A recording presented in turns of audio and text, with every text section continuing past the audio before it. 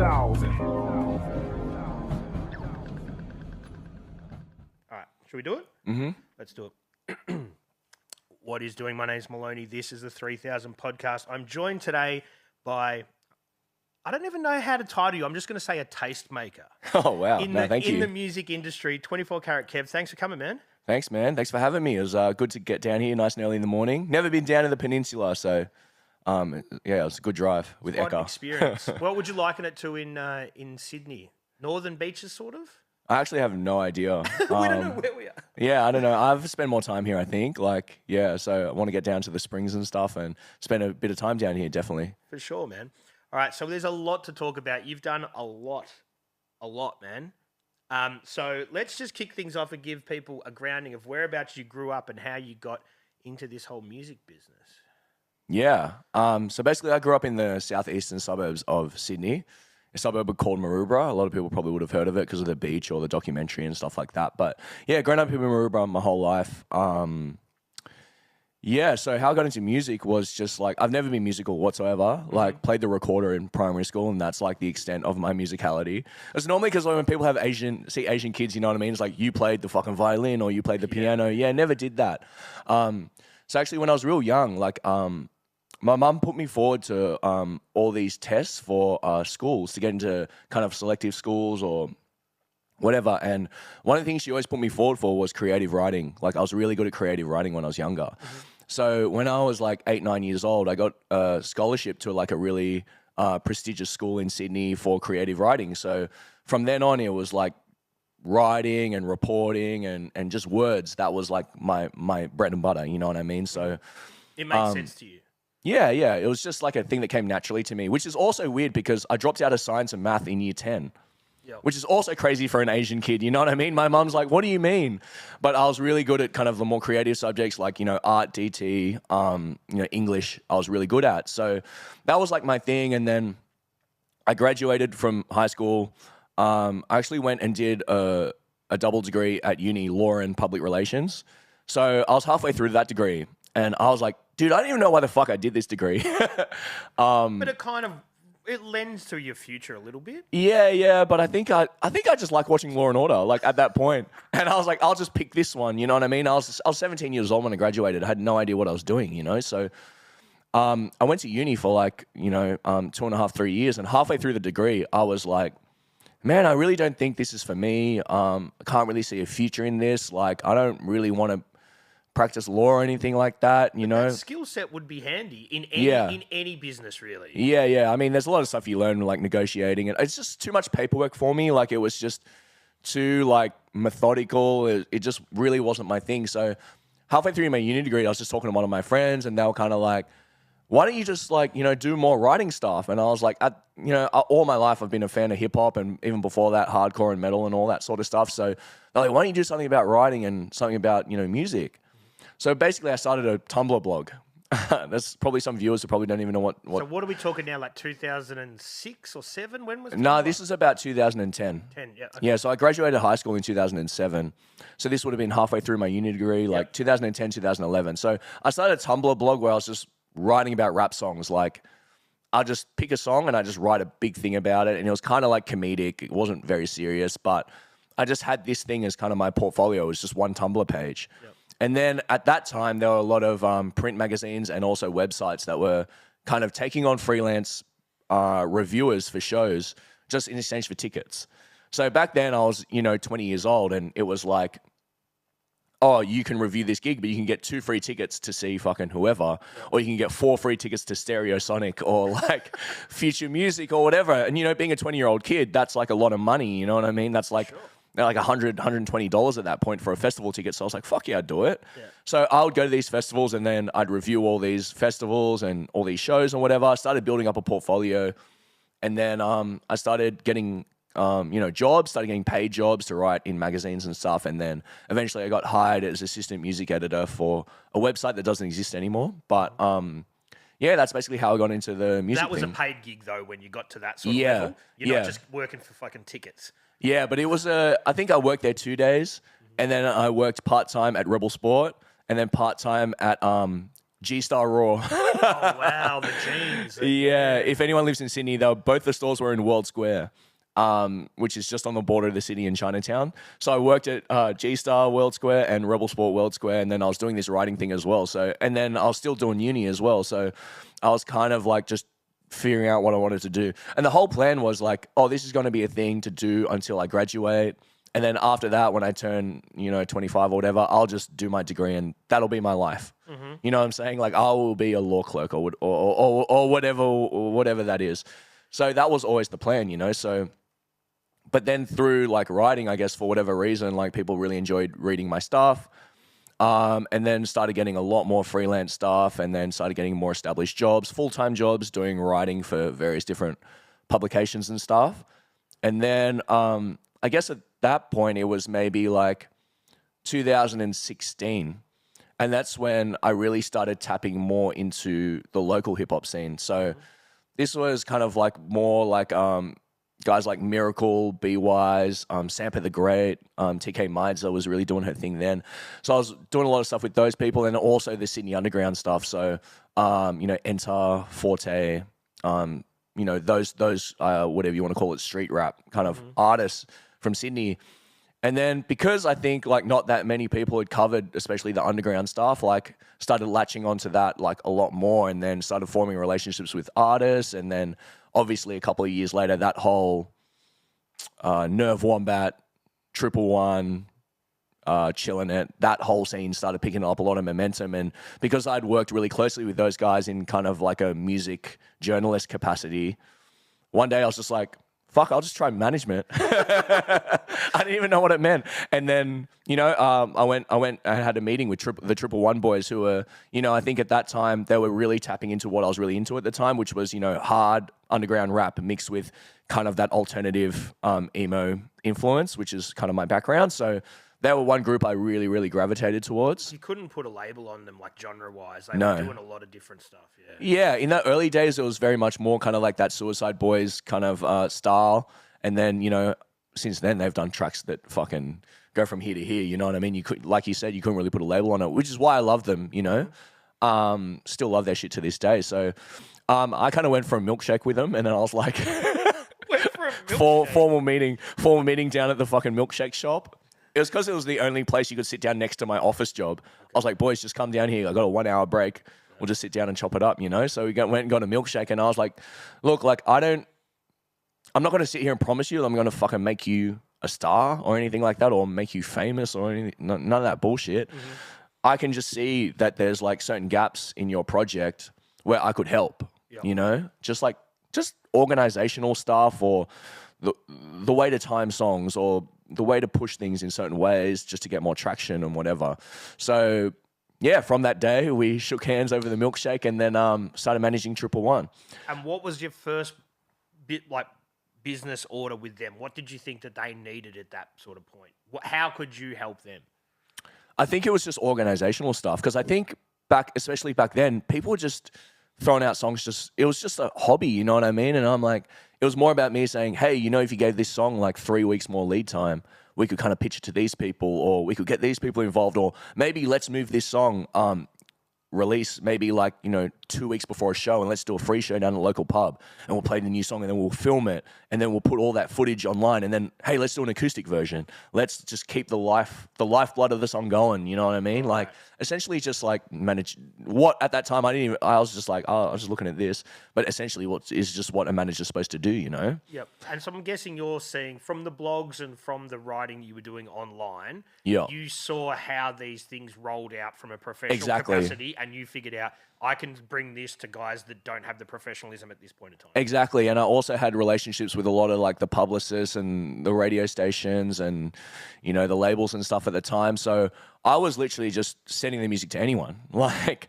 festival promoters, booking agents, labels, whoever. I was like, hey, there's this new group, 111, whatever. And one of the guys actually that worked a lot with one of the A&Rs, he worked a lot with kind of like Draft, kind of the One Day Crew. So anyone in the city would know them, kind of Spit Syndicate, Horror Show, that sort of circle. He kind of took notice and he really loved Triple One too. So we eventually ended up working with The Orchard, which is a distribution company. And then that all happened, and then things just kicked off from there. Yeah. So, and with Triple One, they got Triple J love pretty quickly, or was that a grind? That was a grind. It was? I think a lot of people were confused at the start with them. Okay. They exactly like you said, like people didn't know where they fit in. It's like, is this a rock group? Is this a boy band? Is this a hip hop group? Like, because they take a little bit of each, you know what I mean? So I think a lot of people didn't know how to kind of categorize them, which I think is an amazing strength. Adds to the mystique. Adds to the mystique for sure. And it also like lends to the fact that they could play shows with like a lot of different artists, you know. We're doing crossover shows with indie bands, then doing shows with, you know, underground rappers. It was put them on any bill. Yeah, it was really cool. It was really cool. And yeah, it was the Triple J thing. I think around 2018 they started kind of playing some of their songs on Unearthed, which is kind of like the the hub for like indie artists. And then it was 2019 that kind of Triple J went pretty hard on them with the song Butter, which is kind of their biggest single today. It's gone platinum and stuff. So yeah, that was the one they pushed really hard on, Butter, and that was kind of when we started to see things kind of reach, I guess, a more mainstream audience. Mm-hmm. And then from that point on, you think, okay, I can do this management thing, and you start to look for more artists approach you. You're kind of in this position where they think, well, Kev's the guy to go to. Yeah, it was like, yeah, I think it was a bit of both. Like, I think I was still finding my feet at that point for a lot of years.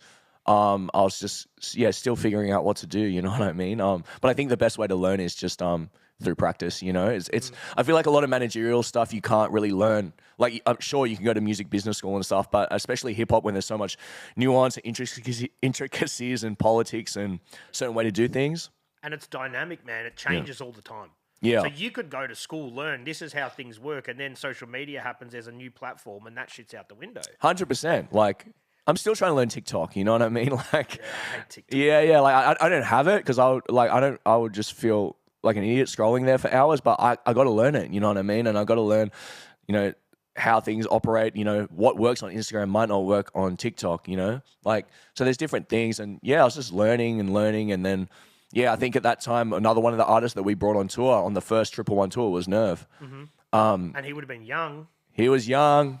And you've seen those videos of how hungry he was when he was, you know, up there spitting with Alex Jones, spitting with Fracture, spitting with Diam, and just absolutely holding his own as a young kid. You know, it was really awesome to see. And I think when we took Nerve on tour, it was very much like, you know, I obviously got to spend more time with him than some of the other artists and stuff. And again, kind of like what we were saying about Eka, you know, from young, he's had his head screwed on and, you know, very organized, knows what he wants, and he's very driven. So, yeah, started working with Nerve kind of like a couple years after that, and that was awesome as well because I think, you know, Triple One and Nerve, they were two different artists at two different stages of their career, you know, so it was awesome to kind of, you know, once Triple One were kind of a bit more established, work on something that's just kind of on that precipice of bubbling through, you know? For sure. And the thing is with Nerve, again, you can't really put him in a box because he was producing, he's rapping, and he's doing his double time thing. He's doing his traditional rap, but he's also doing his like grime stuff. So you don't even know how to put him in a box either. Yeah, it's awesome. I think it's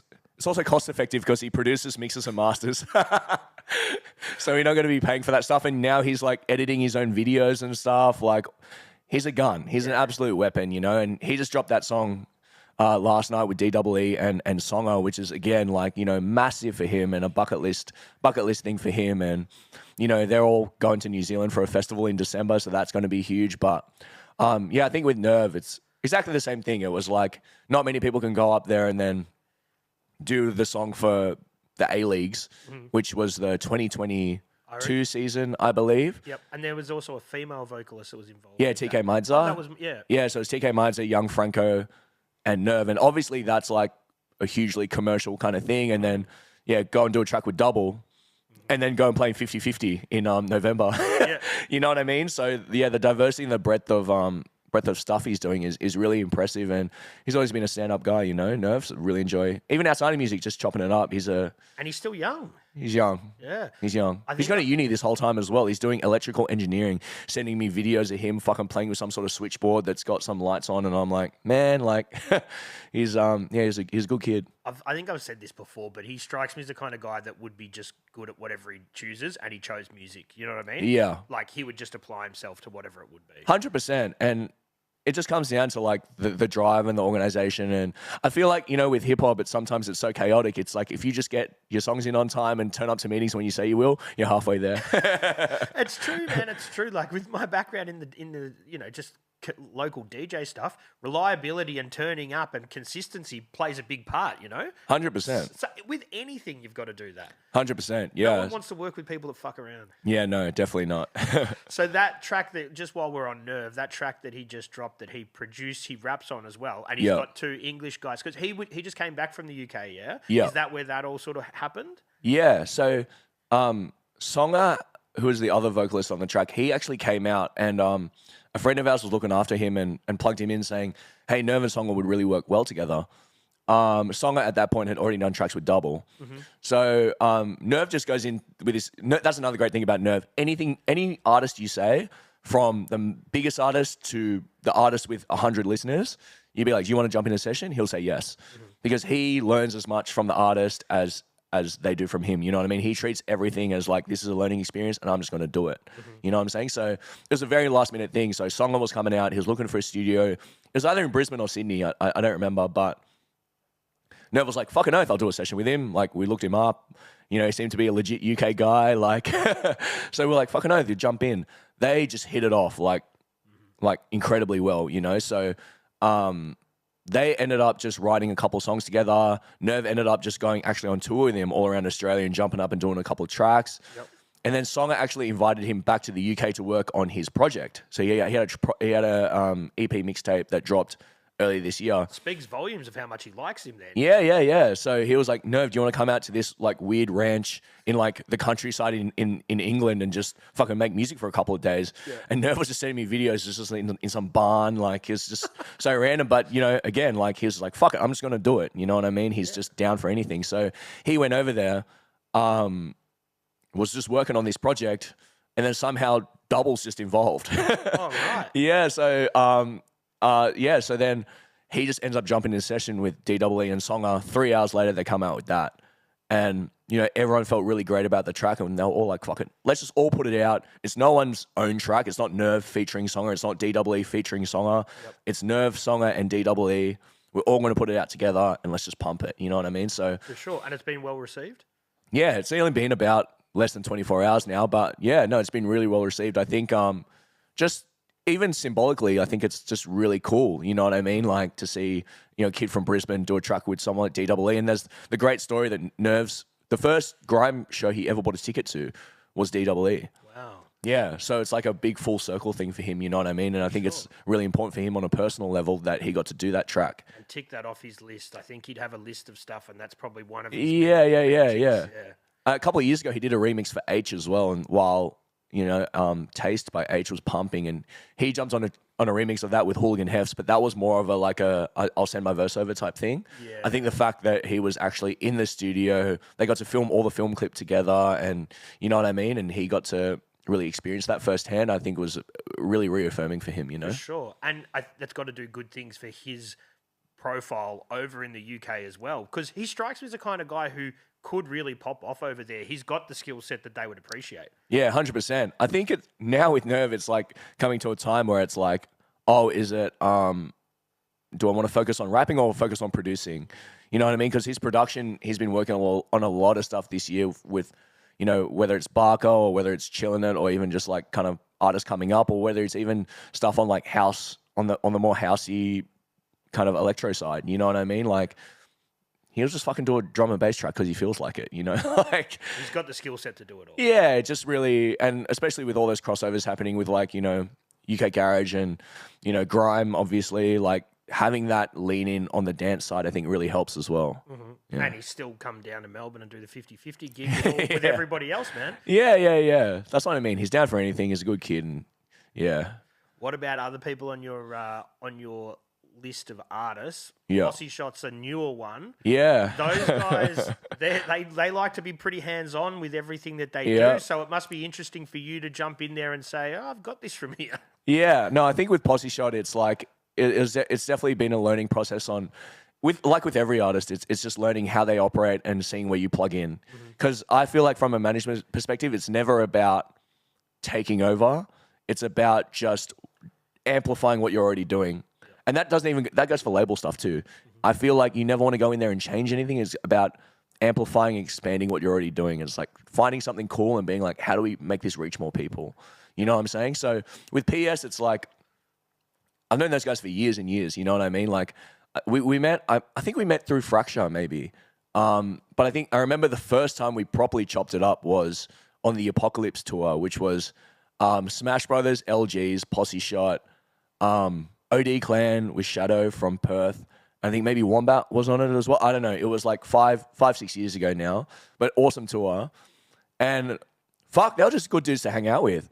And since then, every single time I come to Melbourne, we literally just fucking hang out, and I'm a fan of the music. Like PS1 still, one of my favorite Australian albums, not even hip hop, probably not even just albums front to back. PS1 is amazing for me. Got it on vinyl. Kanye told me it's selling for like $600 now, so I might flog it. But no, I'm not going to do that. But yeah, I was just a fan. I was coming down to Melbourne just to go to their shows. Mus would call me and be like, "Bro, come down this weekend." I'll be like, "Why not?" So I was just a fan, and then it's the sort of thing where it's like with PS, it's kind of like, yeah, same sort of thing. It's like, you would know, like they just. Day of, we got a new fucking Christmas Eve. Oh, we dropped a new album. Like, here's a new song. Rah, rah, rah. Like, and I'm like, damn, like, I feel like if you just, like, gave a bit more leeway on things and just gave a bit more room for things to breathe or place things more like, the shows with the records, with the videos. A bit more strategy. Like, it could become, like, a fucking bigger than it already is, you know what I mean? So that's kind of where I've been working with PS. And it's like, I'm not fucking with the music at all. You know what I'm saying? Like, with the upcoming album, it's like they just sent me the fucking Dropbox. I'm not going in there and being like, oh, you need to change this or this or this. I'm just like, because that kind of takes away the beauty of it. You know what I mean? The beauty of PS is it's so raw and DIY. They're out in some fucking garage recording this on like a mic stand held up by milk crates. You know what I mean? That's the beauty of it. Like, if I heard a PS record that felt like it had been super polished or someone else had come in and I'd be like, fuck that. You know what I mean? I wanted Kanye and Mus on a record. But would you even go as far as saying this song should go in front of that song, or I think this order? But you'll just say the way that we roll it out, you might have a say in that. Yeah, no, I didn't even want to fuck with the track order. Right. I didn't even want to fuck with that. I just want to the rollout. I just want to make it a bit more kind of like you said, strategically planned, or just pulling triggers when it would make sense more. I think that's sort of where I stand with PS. Like, I'm not going in there and telling them, oh, make this shirt or do this or do this. It's because I think that's the beauty of it. You know what I mean? It's just them two, and that's just them on the wax. And so, do you feel with them they can reach a bigger audience, and that is where you're going to fit in? I think definitely. I think they're a very interesting case though, because you have the music and then you have the clothing line. I think there's a lot of people that know about the clothing line that might not necessarily know about the music. You know what I'm saying? So it's about, I think, just looking at those two things and kind of making it more of a mutual ecosystem. You know what I'm saying? So I think with that, it's a bit of a different case, but I definitely think, there's room. I mean, all those rappers have been saying this fucking real rap back in style type thing. And, PS have been flying that flag for a long time. So I think, their music has and the other thing is, it's not just a hip hop thing. They can go out there and they can play with Speed, and they can play with Born Free, and they can play with Shady Nasty, and it doesn't feel like it's misplaced or anything. You know what I mean? So there's huge potential, I think, for them also just to do crazy mixed bill shows, which they've already been doing, but on a bigger scale. I think that's something that I'd like to see personally as well. I think, sometimes we do get stuck in a bit of like, oh, this is a drill show, or this is a fucking this style of hip hop show, and it's like, nah, let's just mix it up. I think it just makes it more fun. And the way that things are going with festivals and gigs, these mixed bill shows are going to become more and more prevalent, I think. I think it's just like, I think fans are just more open-minded. You know what I mean? I feel like nowadays it's not strange to, like I'll go to a speed show and there'll be fucking 10 Posseshot shirts.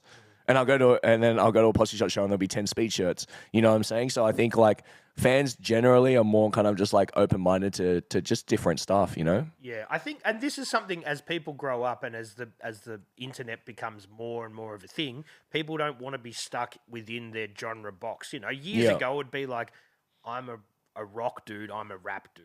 Yeah. People don't care anymore. You know what I mean? Well, half the fucking rappers in the US are dressing like rock. You know what I mean? Like they're wearing studded belts and like they're wearing like Metallica shirts with the sleeves cut off and they're wearing chokers with fucking spikes and shit on it. You know what I mean? So I think those two worlds are, even on like the most obvious level, someone like Travis Scott, you know what I'm saying? Like he obviously borrows a lot of the aesthetic and I guess the rage culture energy from like metal and rock. You know what I'm saying? So I think that's obviously like a very clear example, and very surface level, but I think it does go deeper than that. And, you know, Limp Bizkit and those bands are still pulling fucking 20,000 people to a show. And that was that funny mix of, you know, rock and hip hop that I fell in love with 20 years ago. You know, you'd listen to a Limp Bizkit record and Method Man would be on it. You listen to a Korn record and Nas would be on it.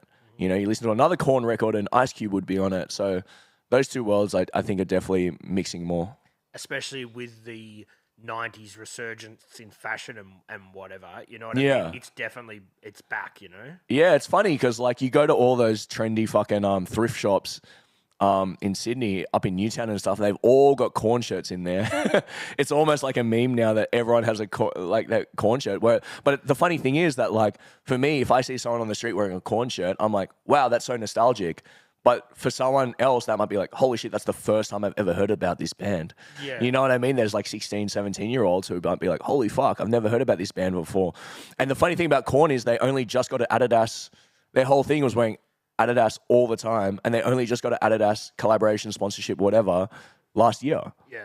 You know? And that just goes to show you the power of it because it's like, in 2024, if you had told me 20 years ago that in 20 years, Korn are finally going to get their Adidas sponsorship, I would have told you that you're fucking crazy, you know? That's when they went to wearing all Puma because they're like, yes. Fuck, Adidas won't give us a deal. We're just going Puma and we're going to say fuck Adidas. Yes. I remember that. Very specifically, they started wearing Puma suedes because Adidas didn't want to fork, which is weird because you think Adidas would because of the whole Run DMC thing and they've seen the power of the music thing. Yeah, but the song was All Day I Dream About Sex and they probably didn't want the sex reference in Adidas, you know what I mean? Or was it specifically around that song? Oh, well, that's where I think that there was that song which sort of kicked off the Adidas. Yeah. It was a long time ago. Yeah, I can imagine. You would have been young then. Yeah. Well, the first gig I ever went to was Korn in 2004 and I was 13. Yeah.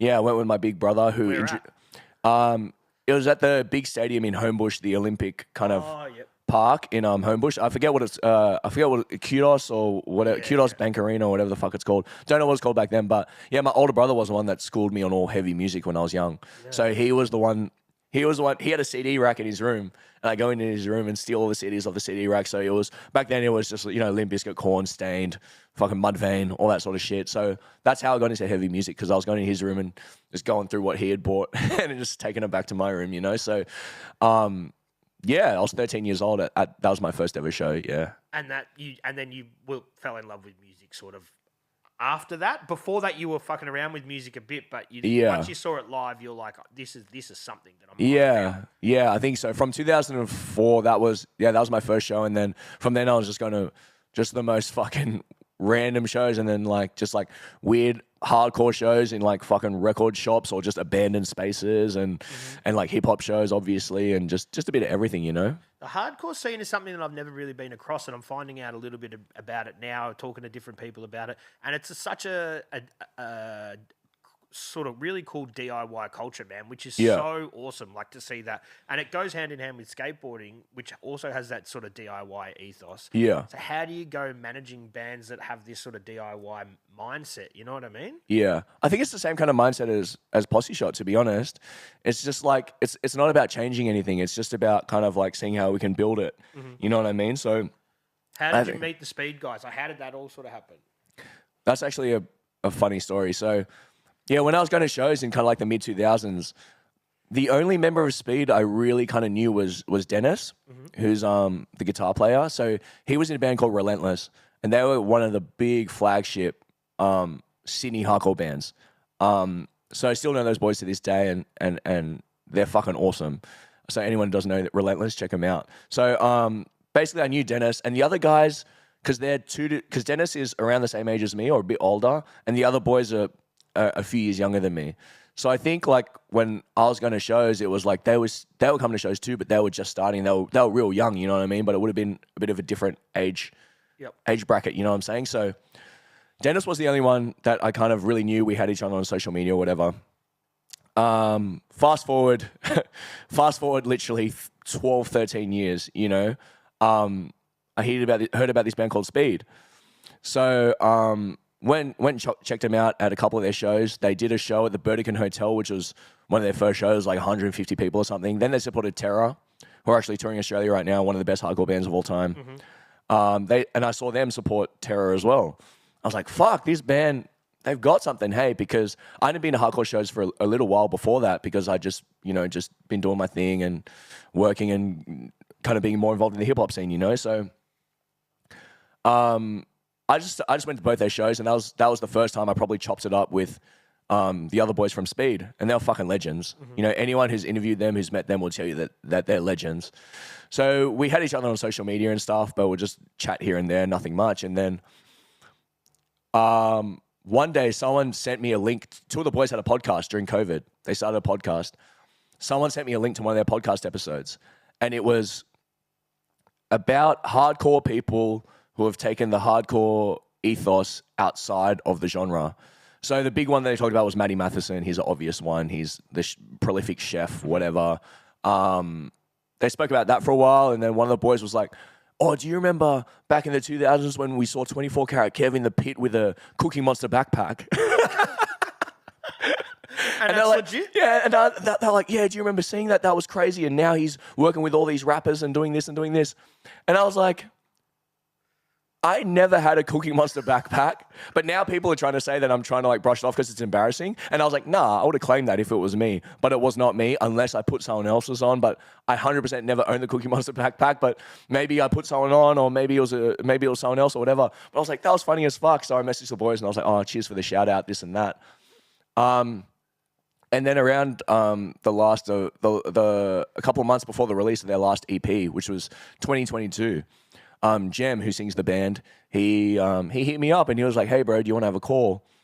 And he was like, what did he say? He was kind of like, hey, man, like, we're starting to pick up a bit more traction with the band. And, you know, I think we need someone to kind of help just like fly the flag for us where we don't know how to and this and that. And he's like, but we don't want a manager.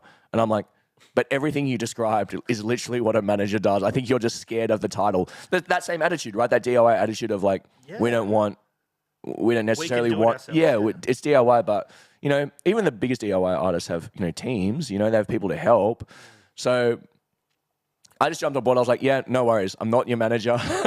I'm not your manager. I'm just, I'll help out where I can, and there's no pressure. If it doesn't work out, you know, I still support you boys. I've seen you boys live. You're fucking hectic. You're going to do good things. It's like they're scared of committing to a relationship. It's like, do you want to make this a situation? Yeah. No labels. But I think also because they like to keep their circle pretty tight, you know what I mean? And I'm fully aware of that, you know, these boys have been friends since they were 13 years old. Sometimes even before. So at this point, they've been friends for 20 years. So I very much know that, you know, there's a lot of relationships there, and I'm very much someone who's just come in relatively recently to the project. And even though I've known Dennis and stuff, but it was never like we weren't hanging out on the weekends or anything, you know? Just started working with him and was just like, just you know, there's no pressure. Doesn't work out. It's totally sweet. And then, 2 years later, it's just, I think, gone crazier than anyone could have imagined. Yeah. So when they start to, in these initial days when you're just working with people and you're not a manager, once they start to see that you're pushing things in the right direction, do they come around and say, all right, let's make you an official manager? Yeah. And it's always an awkward chat because it's like a performance review. If anyone's had one of those at work, it's like, hey, can we have a chat at 3 p.m. on Friday? And then you all sit in a room and you're like, so how do you think things are going? You know what I mean? It's awkward. But I think with Speed, like after a couple of months, you know, like I was just like, hey boys, how do you feel about it? And everyone felt good about it. So we're like, fucking oath, let's just go all in, you know? Yeah. And I think it was the right time because after the EP, that's when things really started, you know, going pretty crazy. And then you've also worked with them for certain deals, like as in they're doing stuff with Nike and all sorts of shit. Yeah. I saw what you said on the other podcast. I would love to take credit for it, but that actually wasn't me. Like, I could see how people thought that because I'd worked a lot with Nike in the past. Okay, like, so that wasn't okay. yeah, so I'd worked with Nike early 2010s. I was doing a lot of stuff for them. Like, I was hosting events and stuff, and I was also kind of one of their speakers at their Air Max Day celebrations that they used to do. And I was like a quote unquote ambassador for the Air Max 95 or something. Like, there was a lot of different stuff that I was doing with Nike at the time. But it quietened down by the time the speed stuff came around, which was last year. Like, I hadn't really done stuff with Nike for a long time. So that was actually Nike who reached out, for speed. And yeah, they had totally just been I like... gave you the credit, but that's fine.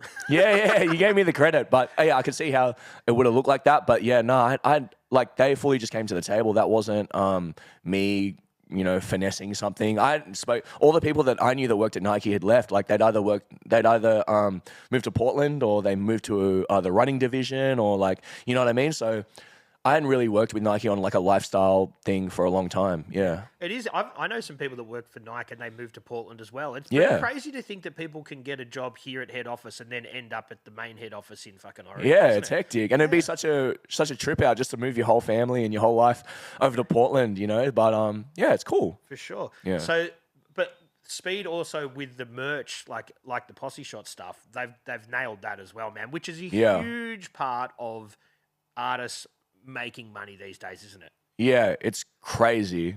It's just like like PS and Speed. It's almost like they're having a competition with each other, who can do the most unique items or who can have the most iconic logo. But yeah, Speed. So one of the boys, Aaron, he's kind of worked at a couple of like fashion retailers before. He's interned at some creative agencies and that sort of stuff. So, and he's a fucking he's the bassist. So he's the one with the bandana. It's funny because you see a couple of Asian dudes in Sydney wearing bandanas now, and I'm like, I swear that wasn't a thing before before Aaron. But I don't know if he'll take credit for that. But yeah, Aaron's he's just a very sleazy guy. So he handles all the merch, front to back.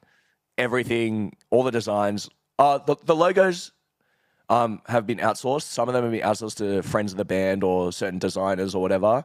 But as for like, the garments and the ideas and the placements and the slogans, that's all Aaron. So it's also awesome to have that. This is part of that DIY attitude, you know what I mean? They're like, fuck it, we'll just do the merch.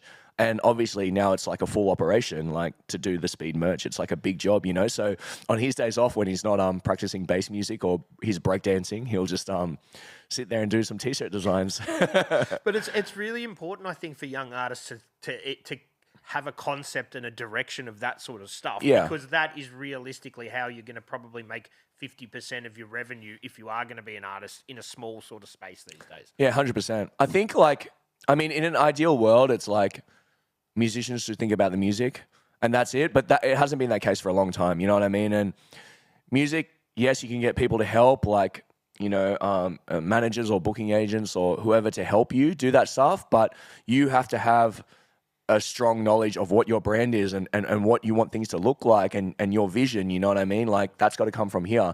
If someone else implants that for you, it just comes off as inauthentic, you know what I mean? Like, I feel like artists should have a really strong sense of, like who they are, what the message they're sending is, and yeah, like not even necessarily on a merch thing, just like what aesthetically, like what does your music represent? Like, you know what I mean? Like, how do you want it to look? Like, from the cover art to the music videos to even the way you're dressed on stage, like, you know what I mean? Like, even your online voice in socials. 100%. That's a huge part of it, you know what I mean? And that's I think that's where a lot of artists, that they do have that thing where it's like, I don't want my music to become, over digestible for like a 30-second snippet.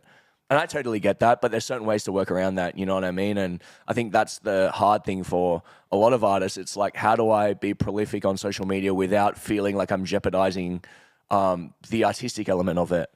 You know what I mean? That's the really hard part, especially if you're not doing music that's immediate, I work with some artists who, they have 6-minute songs where the intro is 1:30, and some major label dickhead might be like, well, you have to shorten the intro to 20 seconds. And it's like, but I don't want to. I like it that it's 90 seconds. So I want to leave it. My art. Yeah, don't fuck with the art, but how do we, retain the artistic integrity of it, but just make it still accessible on social media or Palatable, enticing on social media so people click through. You know, that's the hardest thing, I think. And I think that's sort of where TikTok is good because people can just put shit out there and it doesn't really, like you can throw it out there and if it doesn't work, you can sort of, it'll filter down. That's the funniest thing. People are like, you got to post fucking 10 times a day on TikTok. Yeah. And I'm like, I've posted once in 7 months on Instagram and I just have nothing else to say. So I'm like, I don't know, like, but again, that's the thing. The thing with TikTok is also it's like sometimes the more polished stuff doesn't hit. But if you're just talking to the camera about some off-the-cuff thing, you know, like the way Kanye does, that shit could just pop and you just don't know. So yeah, you just throw shit out there and see what works, I guess. I don't know. That is the thing. I think you've got it. But there's nothing worse than seeing somebody who just is contriving content for the sake of it because someone said you've got to post too much. That's the worst, man. Yeah, when someone's got the gun to their head off camera and it's like, you haven't done your 7 posts today. Think about something to say. Yeah. Obviously, that's... The international artists like, hey, we're coming to Melbourne. Yeah. Tickets are selling fast. You're like, reading off their phone like this. Melbourne. Yeah, Melbourne. Yeah. I think...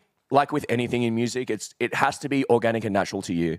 You know, there's no use forcing yourself because the audience is going to be able to see it and being like, oh, that guy looks like a dickhead because his managers made him do 7 TikToks where he's like, I don't know, like rapping over some weird ass beat that he never would normally, you know? Like, I feel like everything in music just has to be, again, it's not about changing anything. It's about just expanding what you're already doing. And how do we get that to a new audience and make them fall in love with it? That's the job of, I think, anyone in music is not an artist. For sure. But let's think, like, being totally honest, at this point in time, the music is about 25% of it.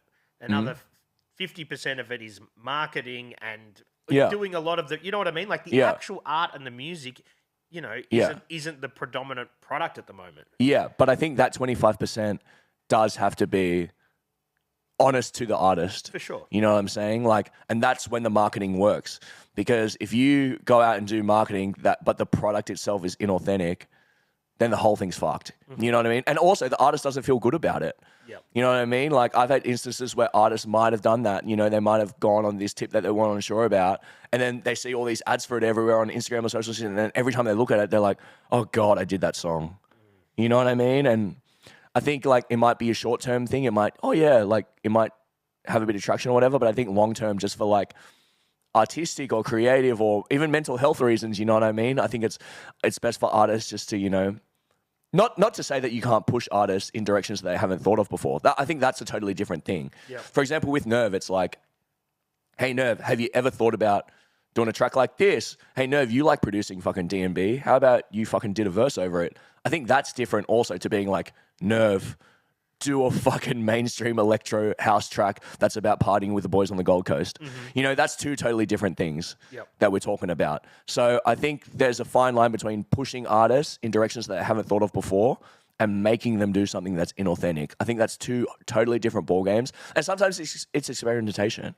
You know, they might try it and they might hate it, but hey, at least we tried it. If you don't like it, sweet, let's not do it. Yep. You know what I mean? The worst that can happen is that people like it, they want more of it, and you artistically don't go down that route. That's essentially the worst that could happen. Exactly. And if you've got new if you do a song that that you really fucking hate, oh sweet, you've got all these new fans from it. Let's just see if they're like this, you know, or let's see if they like your catalog, or let's present them with this. You know what I mean? Like, so I'm all for experimentation. It's just like, yeah, it just has to feel right for the artist. You're familiar, I'm guessing, with the 3,000 or whatever, 1,000 true fans model, where they say if you get this many fans that ride with you, that you can make a go of anything. Do you believe in that sort of stuff? 100%. We'll just talk about this in the car as well. I feel like, I was saying this to Eka in the car. So when we were young, a long time ago, it was, if you loved an artist, you'd go to Sanity, you'd go to HMV, wherever, Target, and you'd spend $27 to $30 on 12 songs on one album. And you'd have saved that money, you know, pocket money, or if you had a job, whatever, you saved that money. And you bought that CD. And you thrashed that CD until you liked it. Because you'd be like, I spent this money on it, you know what I mean? I really want to love this album. Obviously, you don't love it all the time, but, you know, I really want to love this album. And if that artist came from overseas and the tickets were $70, you'd 100% buy a ticket. Because... you know what I mean? Like, you spent $30 on the album. To see this live, it's like buying 2 albums. I'll just go. You know what I mean? An international artist, like, that comes to Australia. So that kind of gap between buying the CD and going to the gig and buying the merch and taking that in live, that gap wasn't that big. Whereas now it's like you have every song that's ever been made in the history of music and you pay like less than 2 coffees for it. So now what's happened is it's almost like a lot of the music that we take in is passive. You know what I mean? It's like, if we don't like this, fuck it. We're just going to listen to something else. Yep. You even see it on the journalist side. Sometimes an album will come out, 20 minutes later, the review's up. And it's like, I couldn't have listened to it. You haven't even had time to absorb the album. Some artists might take, you know, if it's a conceptual album, it might take 10 listens to actually understand it. Yep. You know what I'm saying? But people are so desperate for the clicks that they'll put a review up literally 20 minutes after the album's come up and be like, this is trash. And it's like, you haven't even had a chance to take it in. We have all the music in the world at our fingertips, and that's awesome. But at the same time, I think what's happened is that we're taking in music really passively, and we're not taking the true time to understand it. And then what happens is that when an artist comes out, we're not necessarily going to buy a ticket to a show because, oh, we just streamed that guy. I just paid for my membership, whatever. Yep. You know what I'm saying? So it's like, just because you stream someone on a playlist or you hear someone on the radio, that gap between that and actually buying the ticket is quite huge.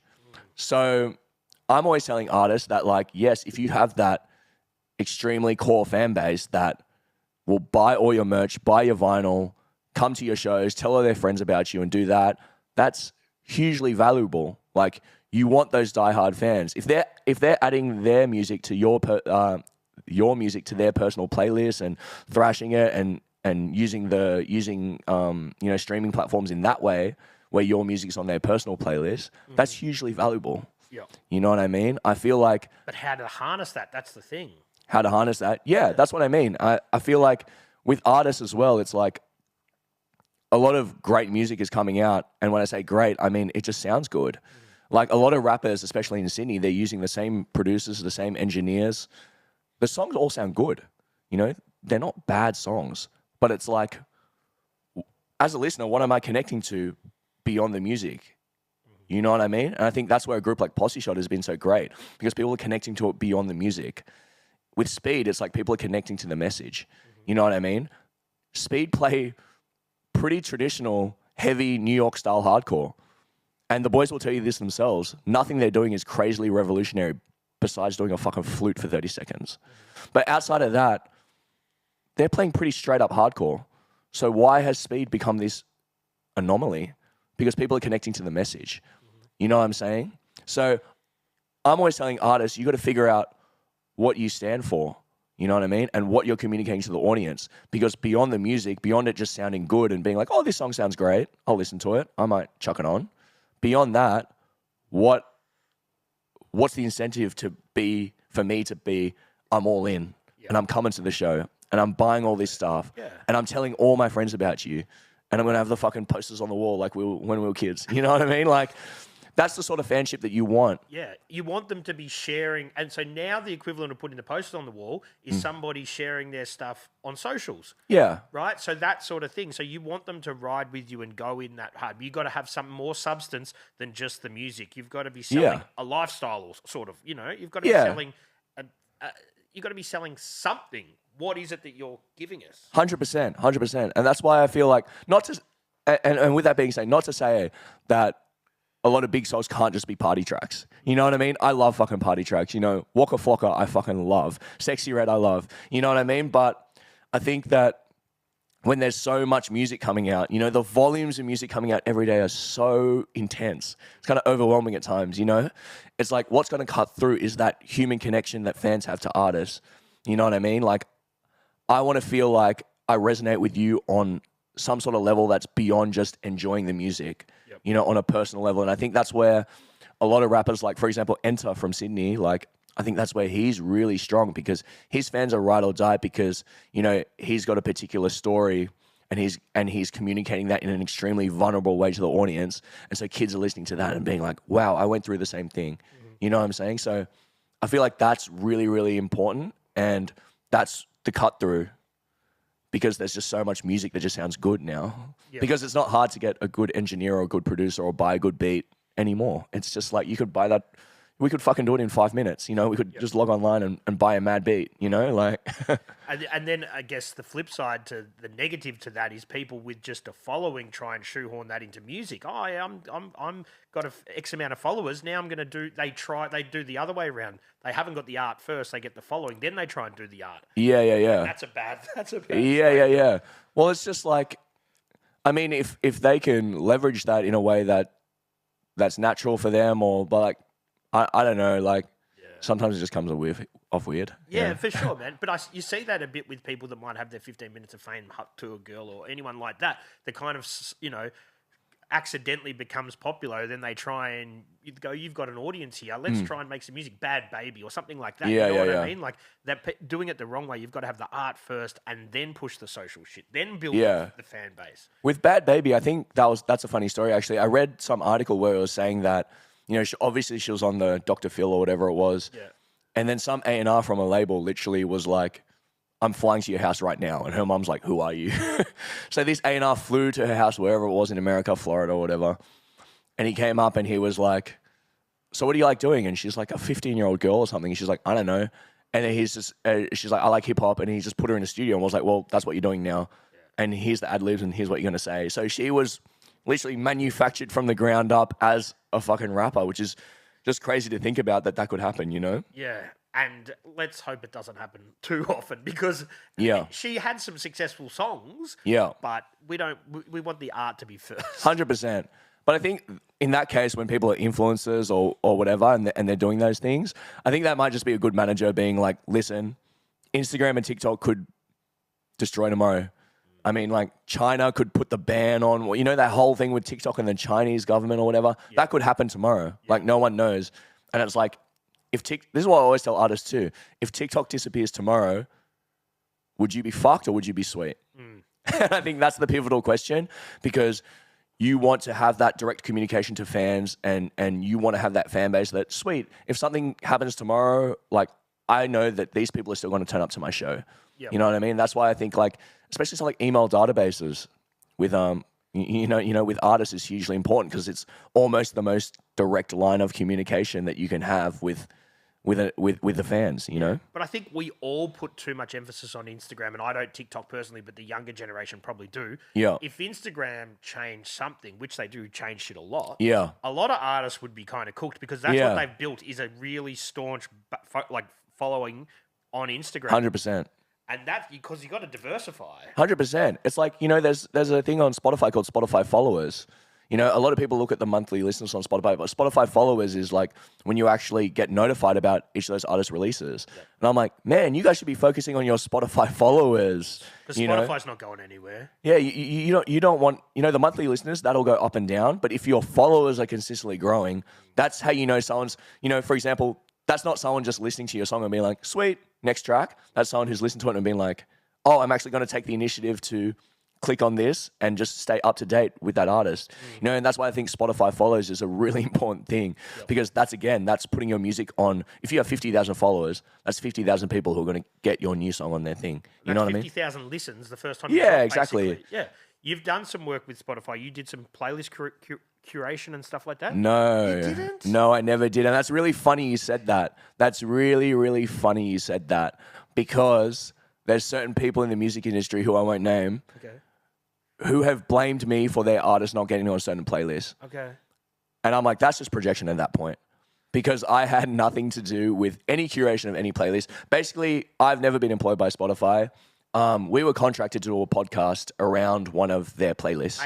A1. Yes. Yeah, so basically we did one season of episodes where we were interviewing artists who were on the playlist. Yep. And that was it. We were just contracted to do that. Okay. Well, you can see where people might get confused. Some artists that don't have labels behind them, like sort of, I'm talking electronic sort of dance music people. Yeah. That just produce dance music in their own home. Mm-hmm. But if they'll get added to a certain playlist, dudes I know have had millions of views just to be added to a playlist. Because I guess cafes and stuff put it on and bang, away it goes. So that can be a fucking real leg up for a lot of people. Yeah, it's a great exposure tool. You know what I mean? There are those playlists that get put on. Like, for example, there's playlists that are literally like anything you could think of. Like, there's like a playlist called Coffee and Chill, for example. And I can just imagine that. Like you said, you go in the cafe, 6 o'clock in the morning, pump that till 3 p.m. Over and over again. And yeah, you know what I mean? And some of these playlists have hundreds of thousands of followers. You know what I'm saying? So yeah, I think that's a huge leg up. But kind of like what I was saying before, if, you know, these 100,000 people have been exposed to your song, then the hard part for you as an artist is how do I bring them in to listen to the rest of my music and to listen to my catalog? How do I convert that from someone who just listens to my music on a playlist to someone who comes to my show? From passive to active. So from passive to active, exactly. We talk about passive and active fans all the time. Did you? I didn't know that, but yeah, there you go. Yeah, it's like a thing. It's a full thing. There you go. That's literally, you know, the hardest thing nowadays for artists, because like I was saying, that gap has been so much widened since from when we were kids, you know? Yeah, that's it. So what you need to do is, if you get your leg up on those playlists, you need to make sure that your track is so good that stands out from the other 150 tracks. That the person in the cafe goes to the person behind the cafe. What song's this? I'll follow them. I'll follow them on Spotify. And not only will I do that, I'm going to follow them on Instagram. And then if they convert over to your Instagram, then you got to make sure you have shit on there too. You know what I mean? Like some people just like have like the screenshot of the cover art and be like, or the screenshot with the thing with like the cutoff at the bottom, like just not cropped properly, and they'll just be like, song out now. Yeah. I'm like, man, like you got to entice people a little bit, you know? You don't have to play into the social media game completely and fucking be doing a TikTok dance or anything, but you got to promote it properly. Same as like, you know, you hear all those stories about all the rappers that would fucking be on the corner hustling their music in fucking New York at Times Square and whatever. You know, we need that mentality, but apply it to social media in a way that feels natural.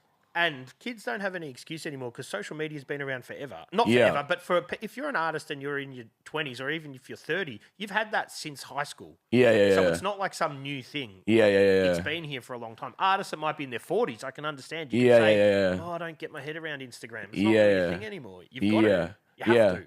It's just interesting to see what will come next. I mean, they say that social media platforms have an average lifespan of about 10 years or something. And I think Instagram's been around a bit longer than that. So whatever the next thing is, I'm scared of it. But like, well, the next thing's TikTok. But what's going to happen? Oh, I mean, even after TikTok, bro, I'm just going to retire and just be on LinkedIn. You can find me on LinkedIn, man. Instagram has done a good job at evolving with the times. You know what I mean? Vine comes along, they adapt videos pretty quickly to sort of shut that down. You know, Reels TikTok comes out, they try and push Reels. They've adapted. More than Facebook. I know it's the same company, but Facebook. Yeah. Like, who wants to use Facebook? Facebook's crazy. I've been selling stuff on Marketplace recently meeting up with some weird people in the back garage of my house. And like meeting up with some weird people. I'm not sure if I want you to have my address, but you know, I kind of it's Marketplace has literally, I reckon, saved Facebook. I think if it wasn't for that, so many people would be off. Yeah, because there's no fees. Like on Depop or eBay, there's no fees. You just meet up with some dude at like a random place. It's kind of a bit, it's a bit weird, but Instagram's done a good job of that, especially even with like stores. Like you can click through the products and, you know, you can add the sound and the music. Yeah, like. The thing is, I find frustrating with Instagram is it just rolls out new features and new stuff all the time. And they used to be like, this is a new thing. Now it's like, add a note and add this to your story and add that, and you're like, fuck, there's a lot going on. I saw the thing that was almost like, they're saying now that you're going to be able to add a song to your profile, like on MySpace. That's cool. Man, I think MySpace was an amazing platform for artists or creative people just to get their shit out there back then. And with Facebook, it became a homogenized corporate-looking fucking document where MySpace, at least in an amateur way, let you customize shit. Yeah, you could change the wallpapers. You could have songs on there. You could have links to your shows. All that sort of stuff. There's politics about the top eight friends. Like that's a big thing. Wasn't it, man? But then they changed it. You could have your top 24, but you could rank people. Now, thinking about it nowadays, I'm like, man, there'll be literal probably rapper punch-ons over the hierarchy of friendship. Yeah. You know, you look at someone, they must have broken up with such and such because that's out of their top 8 Yeah. Nowadays, the equivalent on Instagram is like you scroll through their Insta and be like, oh, they deleted all the photos with their partner. Oh, sweet, they must be single. You could change the relationship status. Like, what the fuck? Was there relationship status? There was. Yeah. On Facebook. Yeah. Remember the early days of Facebook where every status had to be is? So you'd have to say Maloney is, and you'd have to do that. Bring it back. You reckon? I don't know. I don't. Yeah. If it wasn't a marketplace, I'd be right off Facebook, man. Yeah, same. Let's get back onto your sort of journey, man. You've always been into writing, but you helped co-write a book with a dude called Spanion, man. How did that happen? Yeah, so Spanion at the time was managed by an old friend of mine who was part of the One Day crew. Mm-hmm. He still works in hip hop very actively, but he started managing Spanion. I think that year, the year that the book came out, he started managing Spanion, and he texted me about it. And I was like, "Congrats, man! Like, I think he's going to be a star." As an off comment, I'm just like, "We should do a book sometime." And he just goes, "Yeah, I'll talk to him. Had you done any books at this stage? Nah. I wasn't even considered like in the fucking journalist awards, journalist fucking circle jerk, whatever. I just thought of myself as like a dude that just wrote about rap music. Mm-hmm. You know what I mean? Like I did one course of journalism at uni, and I literally did the exact opposite of everything that they taught me in that course. Because they're kind of training you up to be a reporter for like the Sydney Morning Herald or the newspapers or whatever. So they're like, you have to be a dying fucking thing anyway. Yeah, they're like, present the facts, and you have to be unbiased at all times. I was like, I'm gonna go out there and say that Waka Flocka Flame is the hardest rapper ever, and like I don't care. You know what I mean? Like I was just doing my style of writing. If anyone ever read it, if out there, it was a long time ago, but it's just very casual, off the cuff kind of writing. You know, it wasn't strict like newspaper stuff. But it represented you. Yeah, it represented me. Even though I did do stuff in newspapers eventually, like it was definitely always my voice, and I think I've always had a really strong writing voice, you know what I mean? So my mate knew that because I did a lot of work for his kind of groups that he was in and he looked after, and he was like, yeah, no, I'll talk to him about it. And then a couple of months later he came back and he was like, hey, were you serious about doing that book? And I was like, yeah. I'm like, let's fucking do it. So yeah, met up with Spanion, and literally the first meeting we had, he's fucking tall as, by the way. Like It's like 6'5", something like that. Yeah, something ridiculous. Like he's so tall. So he walks in the room and he's fucking, you know, his tattoos and his Gant t-shirt or whatever. And I'm like, hey bro, nice to meet you. And he's another guy. Very, very punctual, very courteous, and you know, he's professional. Very, very articulate. Mm-hmm. You know, so we sat down in the studio. And I was like, so basically what happened was we needed to write one chapter of the book to pitch to publishers. Like a pilot. Essentially a pilot, right? Yeah. So what we were going to do was we were going to get him, basically I put the phone down and I said, yeah, so we got to get this chapter. I'm going to figure out what I think is the most action-packed or the most enticing chapter, and we're going to send it off. So he's like, all right, sweet. And I was like, so do you want me to tell you, can you tell me about your whole life? He's like, my whole life from the start to now? I'm like, yeah. And he goes, okay. And he goes, I was born at this hospital on 1980, whatever. And literally from there, for 2 hours, just said his whole life story. Amazing. Yeah. He like didn't even take any breaks. Oh, at one point, he thought the phone wasn't recording properly and he looked like he was going to fucking murder someone. Because I don't want to start again. Yeah, his manager was like, oh no, it's recording. Because I think it wasn't on airplane mode and someone called him or something, or like, you know what I mean? But yeah, front to back, his whole life, it was pretty crazy to listen to actually. Like we'd never met each other before, you know, and you're telling your whole life story to someone. So yeah, he did that.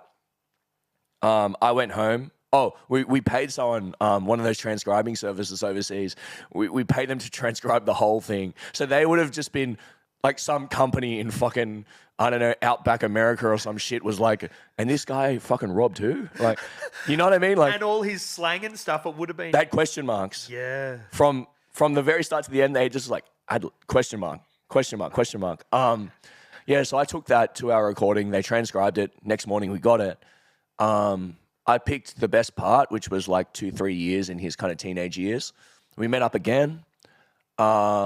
And then I was like, can you just go through this period in a lot more detail? And I was asking questions just to add color and add detail. Who was there? Paint a picture, essentially. We got that transcribed. Then I went and kind of added, you know, those details or just structured things in a different way as to how I think things should be structured when you're telling a story. Similar to what you do with the management stuff. You're not adding anything. You're just filling in the gaps. Yeah, well, someone asked me on a different podcast being like, so how much of it did you make up and how much did Spanion say? And I was like, literally 99.9% was from his mouth and I just added that he's not someone you need to add Yeah, colour yeah, to. exactly, Like, it's exactly. there. It was more just rearranging or being like, hey, you know, like whatever. So then this chapter went out to a couple of publishers, and then one of them picked it up, and then we put the book out. It was a 3-month turnaround for the book. But he was hot right then. Like, people. It was hot, but also it was COVID. Yeah. So I wasn't doing anything. I was only going from my house to his studio. We'd meet up once a week, and just have 2-hour sessions of like, because I split his life into like 12 chapters. 12 or 15, don't remember, but split his life into 12 or 15 chapters where I thought it made sense to cut things off and start a new kind of thing, you know? So every week we'd have a new chapter just to go through.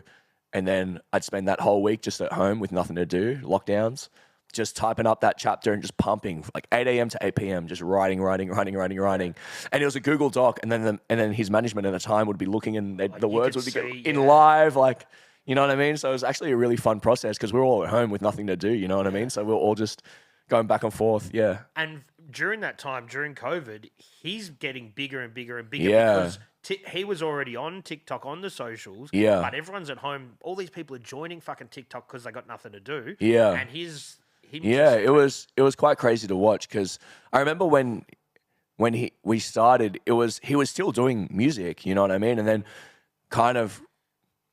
pretty quickly, he started becoming more of just that internet personality, you know what I mean? And I don't think he's dropped music for a while now, and who knows if he will, but he started becoming that personality. And storyteller. He's an amazing fucking storyteller, you know? So, so we just did it in like literally 3 months front to back. It was a fucking punish, but it was cool. It was a really enjoyable experience. And we put the book out, and obviously it did really well because his profile by then was huge.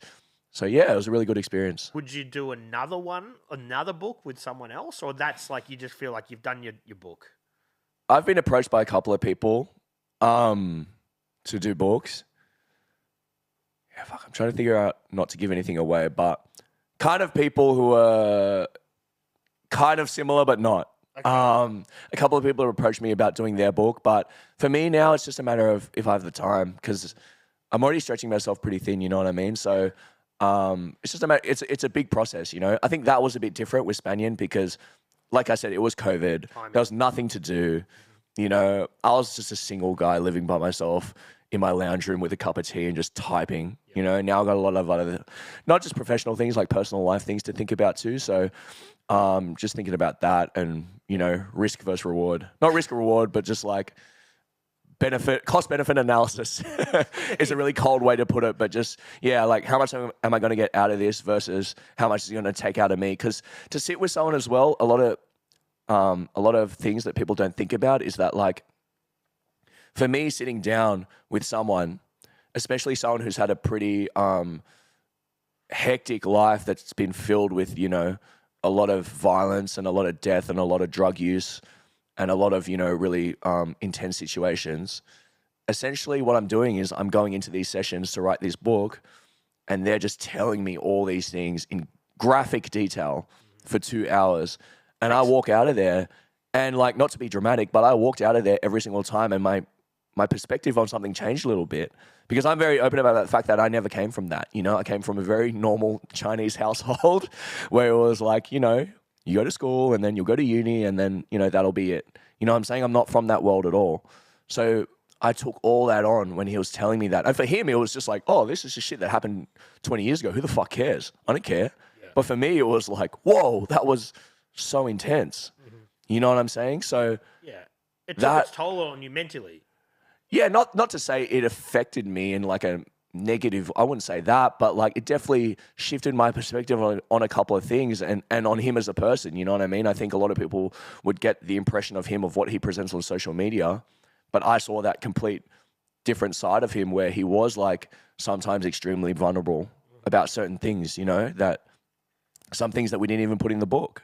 Yeah. You know what I'm saying? So I walked away from that and I was like, fuck, I've never really had to think about that. You know, I've never really had to think about being addicted to heroin at 16 and fucking breaking into a car so I could fucking do this. You know what I mean? That's never even been in my peripheral. Yep. But no, I hung out with cunts who were like, obviously that, but like to have it relayed to you in like really graphic details, you know. So I'm thinking if I do another book and it's someone kind of similar to that, I'm like, damn, I'm gonna walk away from this just like drained. You know what I mean? Yeah, an actor who plays a dark role, it takes its toll on you. Yeah, mentally, yeah. know what I You become mean? the villain. Yeah, a little bit, yeah. But Yeah. it's good to see that he's really pushing a positive thing now because he's got so many kids that look up to him. Mm-hmm. And for them to take away that sort of jail mentality sort of stuff is definitely not the right thing. We need the kids to be looking at the positives with him because he is such a role model. Yeah, I think a lot of people do, you know, take the net because the way he speaks is very confrontational, and you know they hear the things he says and they'll be like, oh, he's a fuckwit, or he, you know, how dare he say that? But I think like overall the message that he does say to the kids is like, you know, this life is just not worth it. At the end of the day, that's kind of, I think, well, I don't want to put words in his mouth, but what I take from his videos is that, you know, yes, I lived this life and, you know, I was able to tell this story, but was it worth it? Like, and that's the question. Hopefully the kids get it though, you know, because you don't, and it's like we were talking about earlier, it's like the art imitating life, life imitating art. Some kids see the drill stuff, they see this sort of rap stuff, and they think, oh, I've got to do that. But hopefully all these people are pushing the message, we used to do this and we don't because it's not the right thing to do. Yeah, 100%. I think it's just like hard nowadays, you know, with, you know, you have these drill pages posting literally people getting bashed at train stations and right. And I think with Takeflight, that's something that's very intentional. You know, Wings, who's the captain of that ship, he was very intentional from the start, being like, I'm not going to post any of that shit because I want the platform to be positive. Yes, they might be talking about things they've gone through in the past that are negative, you know, like crime or violence, so on and so forth. But I don't want to put, even though he could grow his platform 10 times what it is by doing that, he's intentionally chosen not to do that, and he stays away from that shit. And he's like, you know, I'm here for the music, and I want people to be inspired and think that, you know, I can do music like this too. Yeah. You know what I'm saying? And I think like with artists too, it's like they're saying things in their songs that they've experienced, yeah, but like even if you watch like the 1-4 interview videos, one of the first ones that they ever did, you know, JM's, I remember very distinctly says, they were like, do you have any message to kids out there? And he goes, don't look up to us. And he said, you know, like we do this shit, like we were, you know, we do what we have to do, or we were born in it, or whatever. I'm paraphrasing, obviously, but don't look up to us. You know, and obviously sometimes that message gets lost in when people see the, you know, like I was saying, the social media hype around kind of like the violence or whatever. So again, like what we were talking about before, it's like, it's personal responsibility. And with kids, I think it's a lot of like, you know, the parents or like just, yeah, I don't know. I don't know what the answer is. No, but this has been a thing that's been around for a long time. With you know, like, you know, you go back to the 70s and rock bands are telling kids to do drugs. Like this has been happening for a long time. It's not a new problem. Just with social media, it's a lot more prevalent. 100%. And parents aren't really monitoring what their kids are consuming. Yeah. And that's where the duty of care is. The parents should be more, you don't need to be consuming this content if you're 12. Do you know what I mean? Like, that's where the duty of care should Exactly, be. yeah. Social media, it's very accessible. Yeah, but I think there's just so many factors as to like, you know, for example, when I was part of that whole thing in the 90s, 2000s when it was like the satanic panic, they called it. You know what I mean? Like when all these rock bands came out and they're like, oh my God, there's, you know, those rumors being like they're sacrificing babies at shows. That's been happening forever. That's what I mean. And like, for example, I can take that on and I can view that and be like, this is just entertainment. The same way I can listen to drill music and be like, this is music. This does not make me want to stab anyone or sacrifice a goat. Yeah. You know what I mean? But like to another kid who's had an upbringing with perhaps maybe no role models or more vulnerable, highly susceptible to that sort of influence because they don't have a strong friendship group, which I've always had, you know, or something like that, then they become susceptible to that. But then is that the artist's responsibility or who's, you know what I mean? It's a hard question. Yeah, you can't make art for the lowest common denominator to worry about will this person who is the most vulnerable take it the wrong way. You have to do what you do. Yeah. And in any capacity, you can't worry about people that aren't directly involved with you. The problem, I think, is when people portray a certain negative vibe and the kids don't get the art behind it and think that's what you do. Yeah, 100%. You know? That's the issue. Yeah. And I think like most of, well, I can't speak for everyone, but I think most of the hip hop artists, even if their lyrics are violent or, you know, whatever. You know, I think most of them do go on social. Maybe they could be more front facing with that opinion, but they do have the opinion of being like, you know, this is just shit that I have done in the past, and you know, it's not meant to be something that's looked up to. You know what I mean? Yeah. You mentioned Takeflight, man. So we'll talk about that. You were you're still a part of it, but you were a face of it as well to start with, man. Yeah. How did that whole thing come about? Because it's been just over 3 years now. Yeah. So it's interesting. Wings was a guy that was also in the hardcore scene. There's videos of him moshing when he was 14 and he was overweight. It was hilarious. But like, we didn't know each other at all, you know? Like, he was very much of that West Sydney scene, and I lived in Maroubra at the time, so I was kind of more towards the city, you know? So we never met each other all through our years in hardcore, even though like we were, you know, same age, going to the shows, whatever.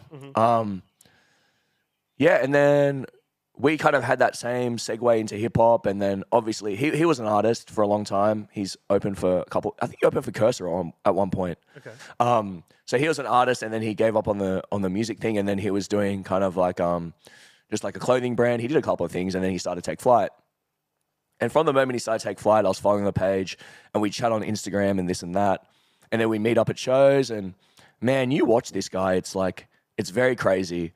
Like, he'll be at a show, like in the corner, like literally cutting out an artist with an app and putting it on a teal background and typing the headline and making those assets on his phone and then screen recording the video. And like, he's that on the ball, like anywhere, anytime he's doing Takeflight. You know what I mean? Yeah. A lot of people don't know he has a full-time job. Right. Yeah. So I didn't know that. yeah, he works 7 to 3 every day. You know what I mean? And he does Takeflight just on the fly or after hours or before work or on weekends or whatever. So I was looking at this guy and I was like, with Takeflight, he's doing everything that I tried to do and couldn't do, you know? And I'll be very open about that, because to run a platform 24/7, 7 days a week is really hard. And I had my own platform for a while and I just couldn't keep up with it. You know what I mean? Just to be posting stuff every day and making assets and doing this. And I was looking at it, I'd be like, how's he doing it? Because no one's done this for a very, very long time in Australia. You know what I mean? Done something so consistent and so on the ball. So yeah, I immediately had a huge respect for him, you know what I mean? And then we just chopped it up as friends, and he just hit me up about Takeflight stuff and we just chop it up, whatever. And then, yeah, 2 years ago, he had seen my interviews for my other channels and stuff. Like, I did a couple of interviews with 1-4 and Chill and HP Boys and a couple of acts that were big around that time, which was 2020. And then he was like, do you just want to jump on? And I was like, yeah, fucking oath. And at this stage, though, how big was the platform? Like, how big was it? The platform this was like a year and a half, 2 years ago. So like pretty big. Yeah, pretty big. Yeah, so I was on the podcast for a year. And yeah, we had a great time. Yeah. We had a mad time. It's always good to have a co-host, I think, like just to bounce off each other. And he brings a different perspective to me, you know what I mean? Because I grew up very much of that rap, which is like, you know, the underground shit. And also just kind of like, I don't know, like even like Hilltops, Thunders, like One Day Crew, Bliss and Esso. I loved all that shit. You know what I mean? So I came from that. But Wings was more part of like the trap and like the African crowd in Sydney. He was very much part of those circles. So it was awesome because like we both got to kind of like bring a different perspective and different backgrounds to the podcast. You know what I mean? Like some guests we'd get on and he would know everything about them. Some guests I would get on and he would know nothing about them, you know, and vice versa. So it was awesome to have two perspectives, you know? Yeah, man, for sure. I wish I had someone else sitting here all the time. It'd be really good. No, but man, that's really inspiring, because I didn't know that he was a one-man act and he did all that stuff himself, because he did do a really good job of making it look like there was a whole team there. That's the thing. You know what the funniest thing is? Some artists come to the podcast and they imagine it's like this headquarters on like level 17 of a building with like 10 people at their computers, and like it's literally just a studio we hire in West Sydney. Yeah. Like that's it. You know, we pay them a bit of money and then that's it. Yeah. It's not even our space. You know what I'm saying? So like it's literally a one-man army. Yeah. Man, I'm impressed. I thought there was a lot more behind it. Nah. It makes me feel better about it. I'm like, oh, okay, so there. And then now it's getting to the point where it's getting so big where people are like, the labels are controlling Takeflight and the labels are putting all the money into it. And the labels doing this. And I was like, I fucking wish they were. Because then we'd be making more money. But But there is like, sponsorship, though. there's sponsorship through JD Sports, who sponsor certain, who sponsor the podcast. Yeah. But they don't sponsor anything outside of the podcast. Okay. So there's all the other bits like the freestyles and the you know, whatever's. Yeah. But essentially, and it's similar to what I model my eventual hopeful, trajectory forward. You're building a platform, you're building an Instagram following, you're building an audience that will interact with you, and that's essentially the currency you're getting out of it. Yeah, it's something that we haven't seen in a long time in Australia with a hip hop focused platform. You know what I mean? Not only hip hop, just culture in general. I think it's smashed it. Yeah, it's like a genuine community because he goes and puts on shows in Darwin, in Brisbane, in Sydney, in Melbourne, in Adelaide. Oh, hasn't done Adelaide yet, but and he makes them all free. You know, he out of his own money he pays the artists just so it's free for all the punters. You know what I mean? Yep. If he can't do a show in a venue, he'll pull up at a fucking park. Yep. You know what I mean? We did that last year in Sydney. We just pulled up to a park and did a cypher.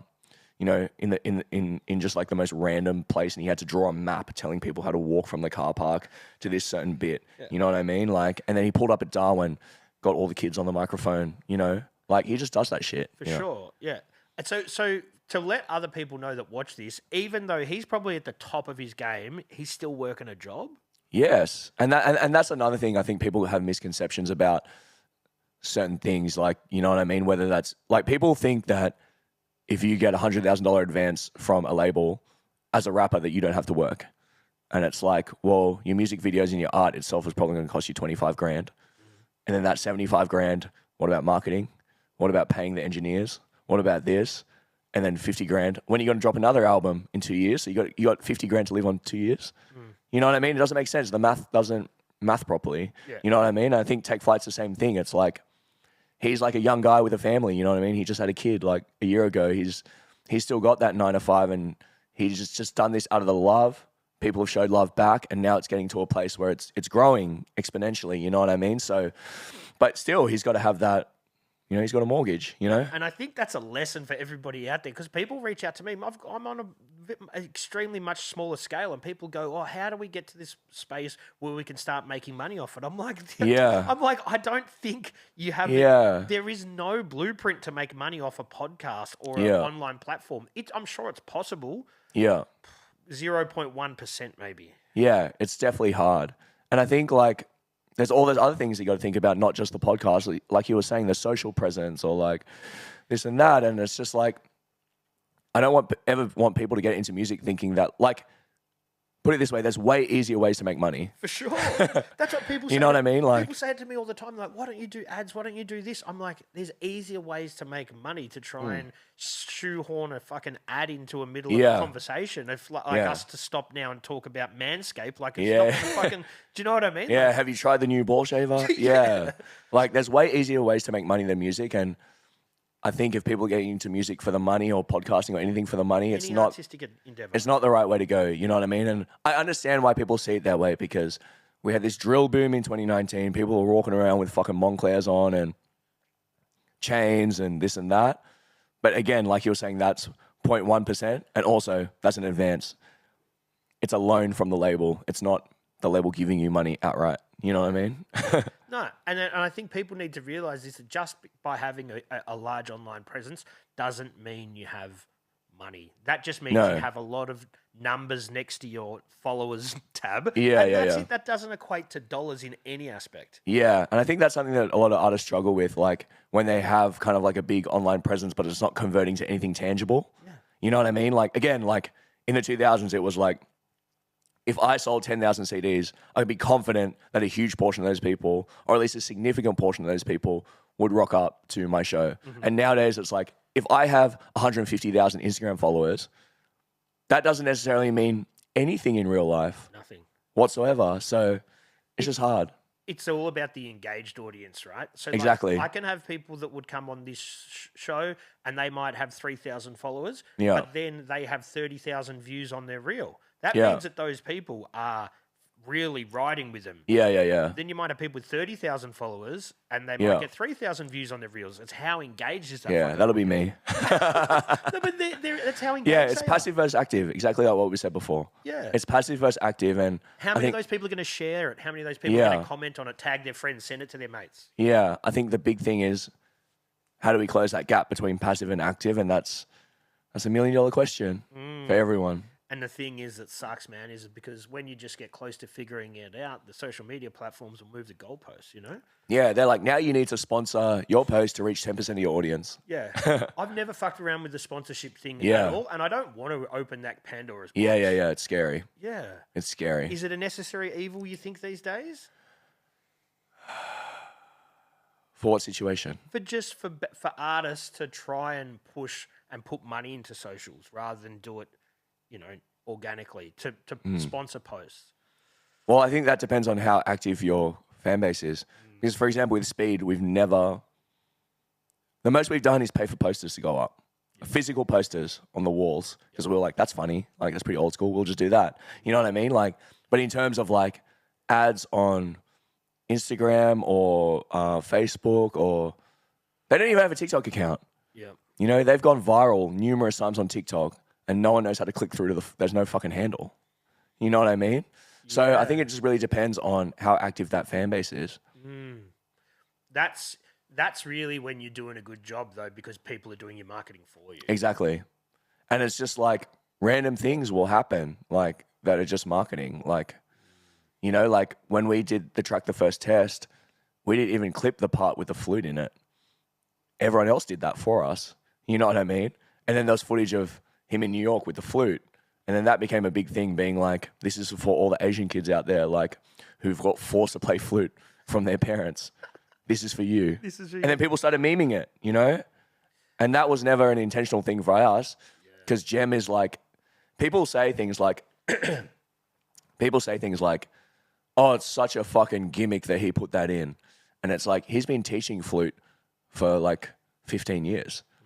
He was a flute teacher and quit being a flute teacher to play in Speed. Yeah. You know what I mean? Like, it's a hugely significant part of his musical personality. And even if it is a gimmick, well, fucking who cares? It works. Yeah, it fucking worked. Yeah. That's the thing. Like, you can contrive all this shit, but the most natural stuff, and I think it comes across with social media, the most natural stuff generally is the stuff that strikes a chord. Yeah. He knew he had an audience there because you said that a lot of kids get told to play flute. Yeah. And that resonates with them, and they share it to their friends. Oh, remember when we used to have to fucking play flute? Yeah. That's it. That's perfect virality. Yeah. And I think, it's just the funniest thing is that all these things just happen without intention. You know what I mean? Like, one of their clips went so viral on TikTok that it got picked up by one of their clips went so viral that it got picked up by No Jumper. It got posted on Grime Daily, and then it got posted on World Star Hip Hop. Yep. And like, these are 3 websites that we're constantly trying to get Australian rappers on, but now a hardcore band's done it. Mm-hmm. And then it got so big off that 3 6 Mafia posted it and fucking overlaid like fucking Mosh Pit or one of their songs over the top. So now 3 6 Mafia is supposed to clip a Speed. And it's like, what? Like, how did that even happen? You know what I mean? By accident. Like, that was literally someone on a mobile filming at the show. We never, you know, and I can see how from the outside it looks like, oh my God, the major label has put someone in the crowd to do that. Then they've paid No Jumper and Grime Daily to post it. And then somehow that label has a connection with 3 6 Mafia. And then Juicy J's gone out and fucking... You couldn't orchestrate that if you tried. You couldn't even orchestrate it. It would take so many parties involved.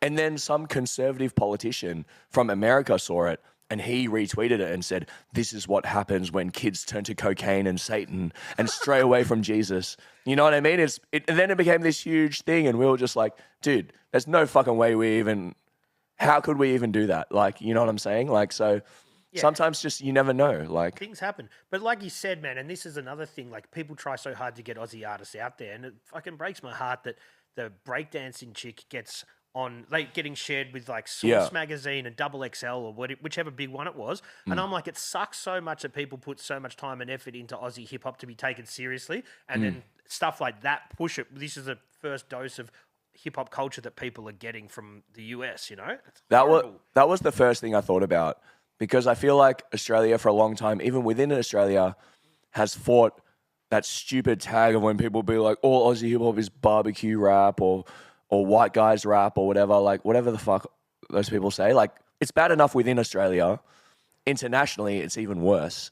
You know what I'm saying? And the first thing when that happened, me and my partner were watching that, and I was like, this is going to set the reputation of hip hop back, like Australian hip hop back on a global, in a global sense. It's going to be set it back like a long time. You know, I can't speak for like in terms of breakdancing. Like, I'm not part of that community. Like, But that, like, yeah, part of the whole hip hop culture, it's part is of that. It's breakdancing, part of that of course, sphere. of course. So it's like it's just painting us with a bad brush. Yeah, I can see it from a holistic hip hop view. Yeah. In terms of breakdancing, when they were saying, what I meant by that was when they were saying, oh, she didn't qualify because this breakdancing organization was run by her husband, and then she did this with the breakdancing committee, and then she was chosen. I don't know anything about the selection process of Australian breakdancing fucking organization or whatever it was. I can't speak to that, but holistically, do I think that it was bad? Yeah, of course. Yeah. I thought it was stupid. But also at the same time, there's people now like saying,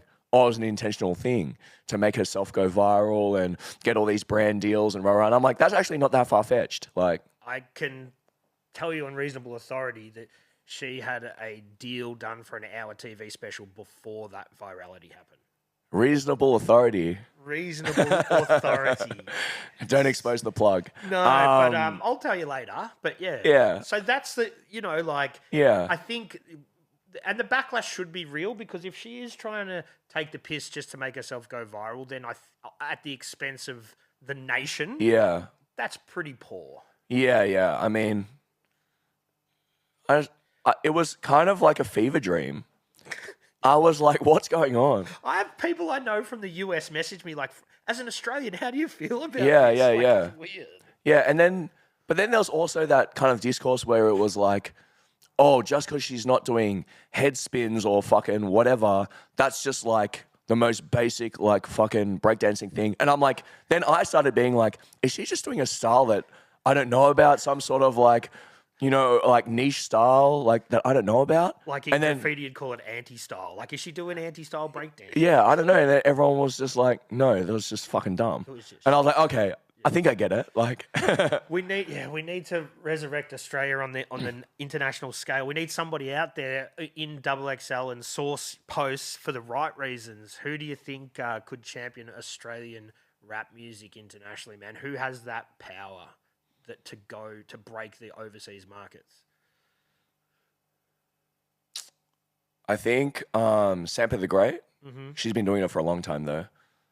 Sampa the Great, I think, is a great representation. Yep. Who else?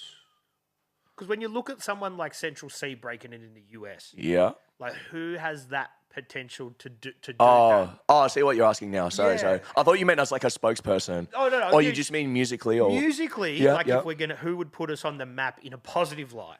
Yeah, true. Okay, that's a really interesting question you asked, because I think so with the UK thing, it's like Skepta, Stormzy. I don't think those artists had the level of success in America that Central C is currently having.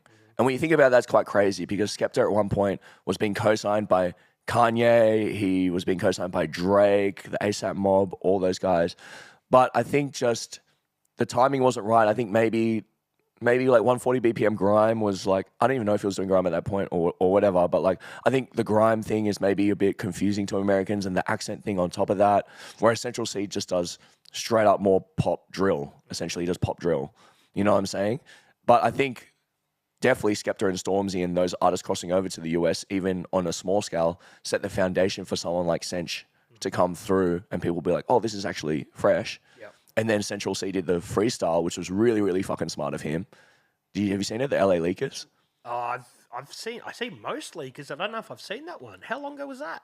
It was like, I think a year or two ago, but he did a whole LA Leakers where he was explaining what UK slang meant to America. Like, he was basically explaining it to an American audience. So it was like, we say this and it means this. We say this and it means this. Yeah, and I'm like, that's actually so fucking smart that you did that. You know what I mean? But I think for Central to exist, I think that Stormzy and Skepta thing had to happen. You know what I mean? In the same way that I feel like the Kid Laroi, okay, a lot of people say, oh, well, he sings an American, he does an American accent, whatever. But like it or not, he's from here. And he claims it. He still represents West Redfern, what all that stuff. Yeah. Waterloo. He's from Australia. And I think that with the Australian accent, which is a lot of times still harsher than the UK, I think it's going to take a couple more melodic artists to kind of segue that in. Does that make sense? Yeah. So I feel like the next artists who kind of take that international to the are you talking about the US specifically? Well, that's I guess the UK is one thing. Europe is another thing. Yeah. Similar to the UK, but then the US is a different. It's a different thing. Different beast. Because a lot of those people still hate the UK stuff. You know what I'm saying? So with the UK stuff, if you're talking UK, I think that drill stuff is already happening. I mean, 1-4 did really good work there, and I know that they've got some stuff coming up, some new music. So hopefully that kind of makes some sort of impact on the UK. But I think the UK is accustomed to it because we've had tons of fucking Smash Brothers and fucking Wiley, Nerve and DEE. I think that stuff is already happening with straight people who are just spitting. And the Aussie accents all around London, everywhere you go. Yeah, so they're used to that shit. Yeah, I think straight spitting, like the UK, like that's fine. But I think with the US, I think it's going to be someone more melodic. You know what I mean? I don't know who that is. Yeah. I love Young and Lips though. I think he's a great artist. But yeah, I think it's going to be someone more melodic. Because it hasn't happened to this date, besides unless you consider Kid Laroi like a rapper, but he is an export for Australia. Yeah. But I think it might take him another, maybe Rule blowing up or a few dudes like that to open the door a little bit more. 100%. Because Rule has great crossover too. I know he played Tyler the Creator's Festival, and he does a couple of features that kind of dabble in the peripheral of hip hop and stuff, So yeah, someone I think like what you're saying on that melodic tip. Without the offensive Aussie accent, it is jarring for the American ears. Yeah, but then PS did a song with Onyx, so who knows? That's true. Yeah. I don't know. I don't know. I'm just looking at it from a broad commercial sense. You know what I mean? Like, when it comes to underground stuff, I think anything could happen. But if we're talking like globally, everyone knows this person's from Australia. I think it'll be maybe a couple more melodic artists first. Yeah, because I couldn't see Kid Laroi rapping like he originally was when he was on Triple J Unearth and stuff, becoming popular over there. He had to do the singing sort of American accent thing to blow up. Yeah, but it'd be awesome if he did. Yeah, we should bring that back a little bit. But I don't even know if he would have an Australian accent anymore. Because when he talks American. I saw him do, what's that? Nardwuar. Complex where he does. Oh, no, Complex. Where they go sneaker shopping. Yeah. And he had a bit of an American accent. He was talking about TNs though. He was. A little bit Australian, yeah. The TN thing. I don't own a pair of TNs, man. I never have. Yeah? No. They're good. It's not my thing. I don't know. Yeah. A bit more of a Sydney thing. It is, I think. I think it is, but it's definitely an everyone thing now. Yeah. Oh, now. Yeah. Everybody. It's crossed over to everybody. You know what's a funny story? I got Musk his first pair of TNs like 2 months ago. Yeah. And he's wearing them on the cover of PS4. And he's been like literally calling me being like, these are the best shoes ever. I'm from fucking Sydney now. There you go. Man, with that cover, they almost burnt down the studio, hey? Yep, I had no part in that. I got told after the fact. Made for funny footage though. Yeah. But yeah, I had a phone call with Carney a couple of days after, and he was like, in Europe at this stage, was he? Oh no, a couple of days after the fire, right? Yeah. The fire, and he was like, man, I think I got a lung infection. I can't really talk for that long. I was like, fuck, Jesus, man, go to the doctor. You know what I mean? But it made for good content. Yeah, PS will be PS. That's it. And do you want to tell us about what else you've got from your artists coming up in the future, man? Yeah. In the immediate future. Yeah, so Speed, they're on tour forever. They'll just be on tour. They'll just be on tour for. They're going to Europe and America after this. Just sorry to cut you off, but I just had a thought. Speed, it's such a cool name. Yeah. How is there been any issues with anyone else called Speed? It seems like such a basic name. Is there any other bands like, hey man, we were called Speed years ago? That's really funny you brought that up because my friend, he lives in Japan half of the year, and one of the women that he works with over there, she posted this tweet in Japanese, and he translated it for me and he sent me the screenshot. And basically what it said was, I bought tickets to this show and the ticketing company told me it was the Japanese or the Korean girl group called Speed. And I rocked up and she's like, and then she put at the end of the tweet as a joke being like, and I thought Speed just got way uglier. I just turned up and it was like 5 hardcore dudes playing in Osaka or something. So she'd fully just gone thinking it was this fucking girl group and she got fucking Speed from Australia. She got a refund, she said. She said she got a refund. But it's just funny you brought that up because that literally happened a couple of days ago. Yeah, he sent me the tweet. It was hilarious. But nah, not that much. Not that much. Because I know that normally with names like that, people are like, oh, this band was signed to a label in the 70s or something like that. Because it is just such a generic kind of word. But it works. But I'm surprised no one's claimed it already. Yeah, no. Nah, I think there's probably a couple, but probably no one big enough to fucking send us a cease and desist or whatever. Just ran with it. Yeah. Make you put a 182 at the end or something. Yeah, Speed 182. Well, Travis Barker fucking loves them. You know what I mean? I can imagine he would, yeah. Yeah, he invites the boys to their all the shows, and he's met up with the boys a couple of times, and yeah, it's very cool. That's why Kourtney Kardashian was wearing the Speed jersey on Get Paparazzi'd and shit. Yeah. She would have just taken it off his wardrobe or something. Yeah. And that's going to help with your merch. Yeah, but we didn't reprint it. One and done. Yeah, the supply and demand. That is, man. Well, that's the whole mentality behind that sort of stuff. You know, small runs and keep them active. Exactly right. Yeah. So sorry to cut you off. They're touring. Yeah, and then obviously we got Posseshot PS4 coming up. It's fucking good. It's really good. 17 tracks. You know, the boys don't hold back. So when's that dropping? That's dropping on September. Pre-orders are out now. Pre-orders are out now. Get your fucking Posseshot green bag. heat reactive mug. We got a couple of other things coming too. But that's out on September 27th. Who else? Who else did we talk about? Nerve. Well, Nerve just Nerve track, which So this is going to come out next week, but yeah, so that will be a week old, that track. Yeah, Nerve just dropped his track and he's got a couple other things bubbling on the horizon. He's got 50/50 as well. Yep. Yeah, bits of other pieces of other stuff. Yeah. I manage a couple of other artists and they got a lot of things coming up too, but probably outside of the realms of this pod. But yeah, techno shit. Really? Ambient folk music shit. Fukhed is the techno dude? Yeah, Fukhed. Yeah. Name. Best name ever. And when you meet her, it'll become funnier. She's like this small, cute Asian DJ. Yeah. Yeah. She's going really well. She's just learning her ropes at production and stuff because she was just DJing straight for so long, you know. So, yeah, she's going really well, and she's going to be playing Boiler Room in Sydney in December. Yeah. Yeah, cool. It's good to see that like the whole techno thing is actually pushing. Like, you know, it was kind of stagnant and just was like a lot of sort of nightclub stuff, but now it's cool to see artists actually pushing that sort of stuff and doing sort of more theatrical kind of big gigs and stuff. Yeah, well, it's crazy. You look at artists like Skin on Skin, you know what I mean?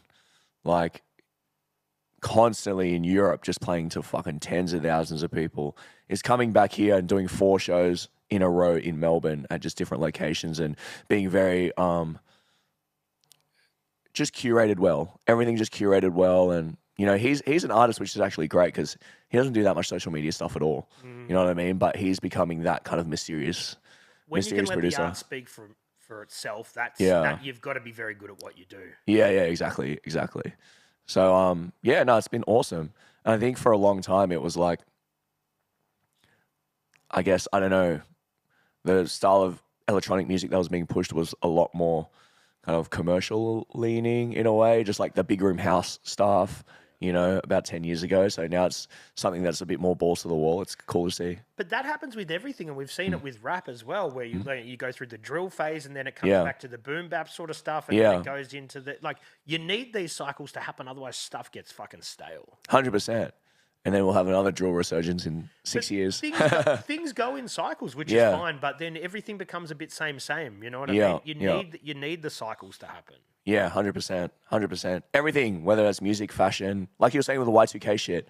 Like never in my life would I have thought that like kids nowadays would be wearing corn t-shirts with studded belts. You know, it's just a weird thing to think about. Yeah. So yeah, I was actually thinking about this the other day. That's really strange. I was listening to like the classic radio, Today FM, basically just the 90s and 2000s station in Sydney, and they were just playing all the kind of songs we grew up on, and I was like, damn, in like 20 years, they're probably going to be playing Speed on here. Yeah. You know what I mean? And I'm just like, fuck. I didn't think about it that way, you know?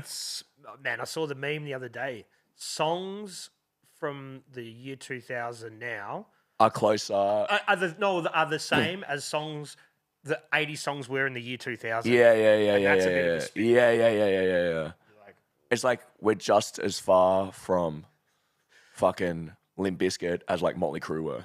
You know what I mean? Or something like that. Just something just so stupid. When you think of the retro T-shirt thing, kids wearing a Korn T-shirt is like when we're growing up wearing a I'm trying to think of a band who would have been like Aerosmith or some shit like that. Like that is the old fashioned fucking stuff. But kids nowadays are still wearing Ride the Lightning Metallica shirts, and that was the 80s, and I'm like, fuck, it's never going to stop. But that whole Metallica shirt thing, a lot of the people, they didn't understand it. It's like wearing Thrasher T-shirts. They didn't know that was a skate magazine. It became a fashion thing. Yeah. Fashion, man.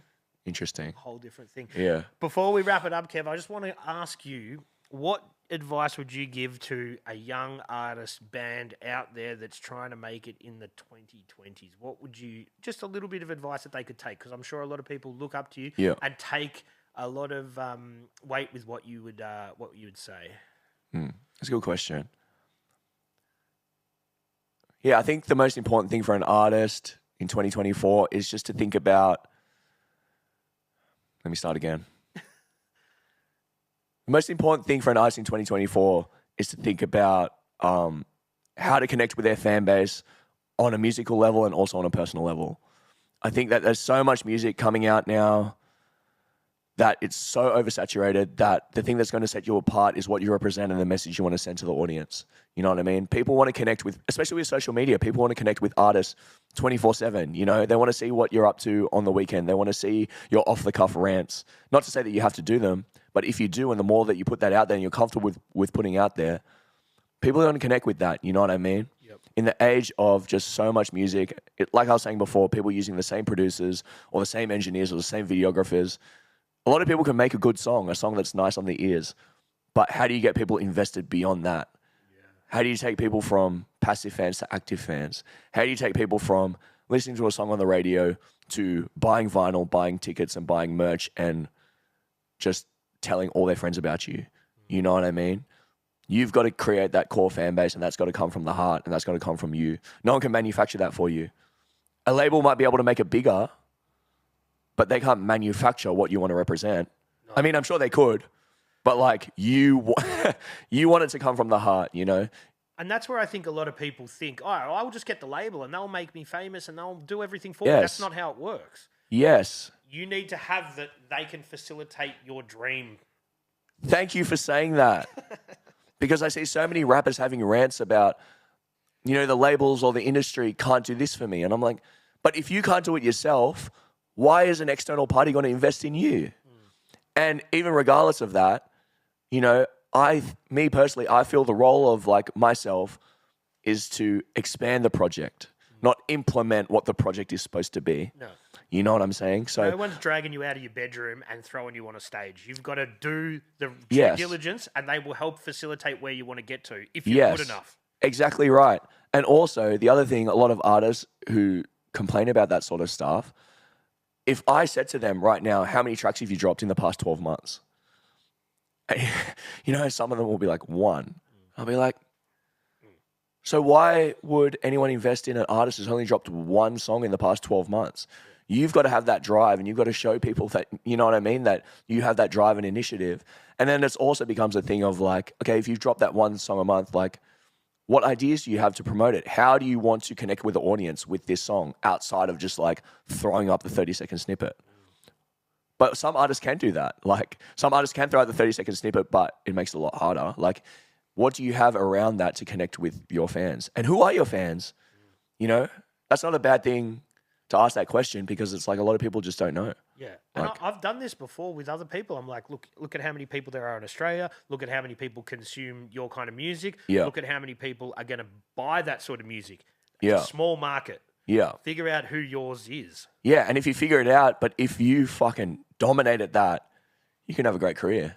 You know what I mean? But it's just a matter of like really asking those hard questions that, you know, and sometimes it might just be a case of someone directly asking them. They never thought about it. Yep. Be like, okay, so who is your audience? Write down all the things that they're into, you know, inside and outside of music, not just similar artists that you can fucking see on any streaming platform. What are they into outside of music? Okay, I have a big fan base that's into sports.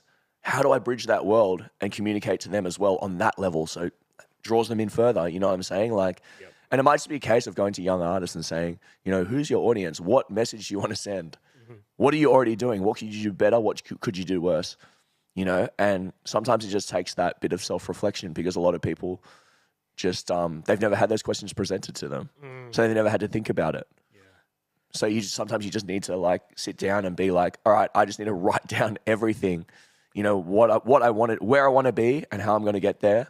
Okay, let's just start. Fucking pros and cons list. Sounds corny, but it works. Yeah. You know? Write it down and plan and have a schedule. 100%. Saying you want to get there is one thing. How do you want to get there? Break it down into micro steps, I guess. Yeah, 100%. Like the first step's always the hardest, you know what I mean? And not even the first step, but a lot of artists release music and then they think that's it. And it's like, fuck, there's a lot of other things that need to be done and the first step's the hardest. And the first step is literally, having those conversations and being like, okay, I had this song out and it's very easy for you to sit there and say, I dropped the best song ever. But did you? Like, you know what I mean? Like, what worked, what didn't? Not even on a musical level of being like, oh, like, I think this verse could have been stronger or maybe I should have got a remix with a feature artist. Not even that. Just like the rollout, you know what I mean? Like, did I give this the best shot? Did I give this song the best shot that I could have? You know? And that's when artists are going to have to be really honest with themselves sometimes, you know? But I guess also you don't want them to overthink it because you need to just put music out. If you overthink Yes, it, yes, the yes. first release, and then I'm going to do I'm an artist, but I haven't put anything out. Yes. I'm also really glad you said that too because I have an artist right now who gets to 95% on a song and they'll be like, oh, I'm sick of this song. I don't want to finish it.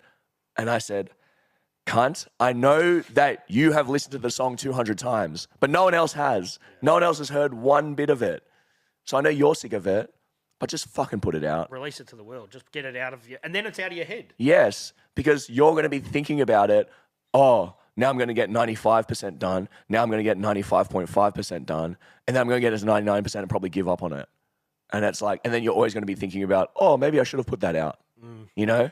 It's like sometimes I think that, yes, it takes a lot of planning and stuff, but sometimes, you just got to do it. You know what I mean? Let it go. Yeah, let it go.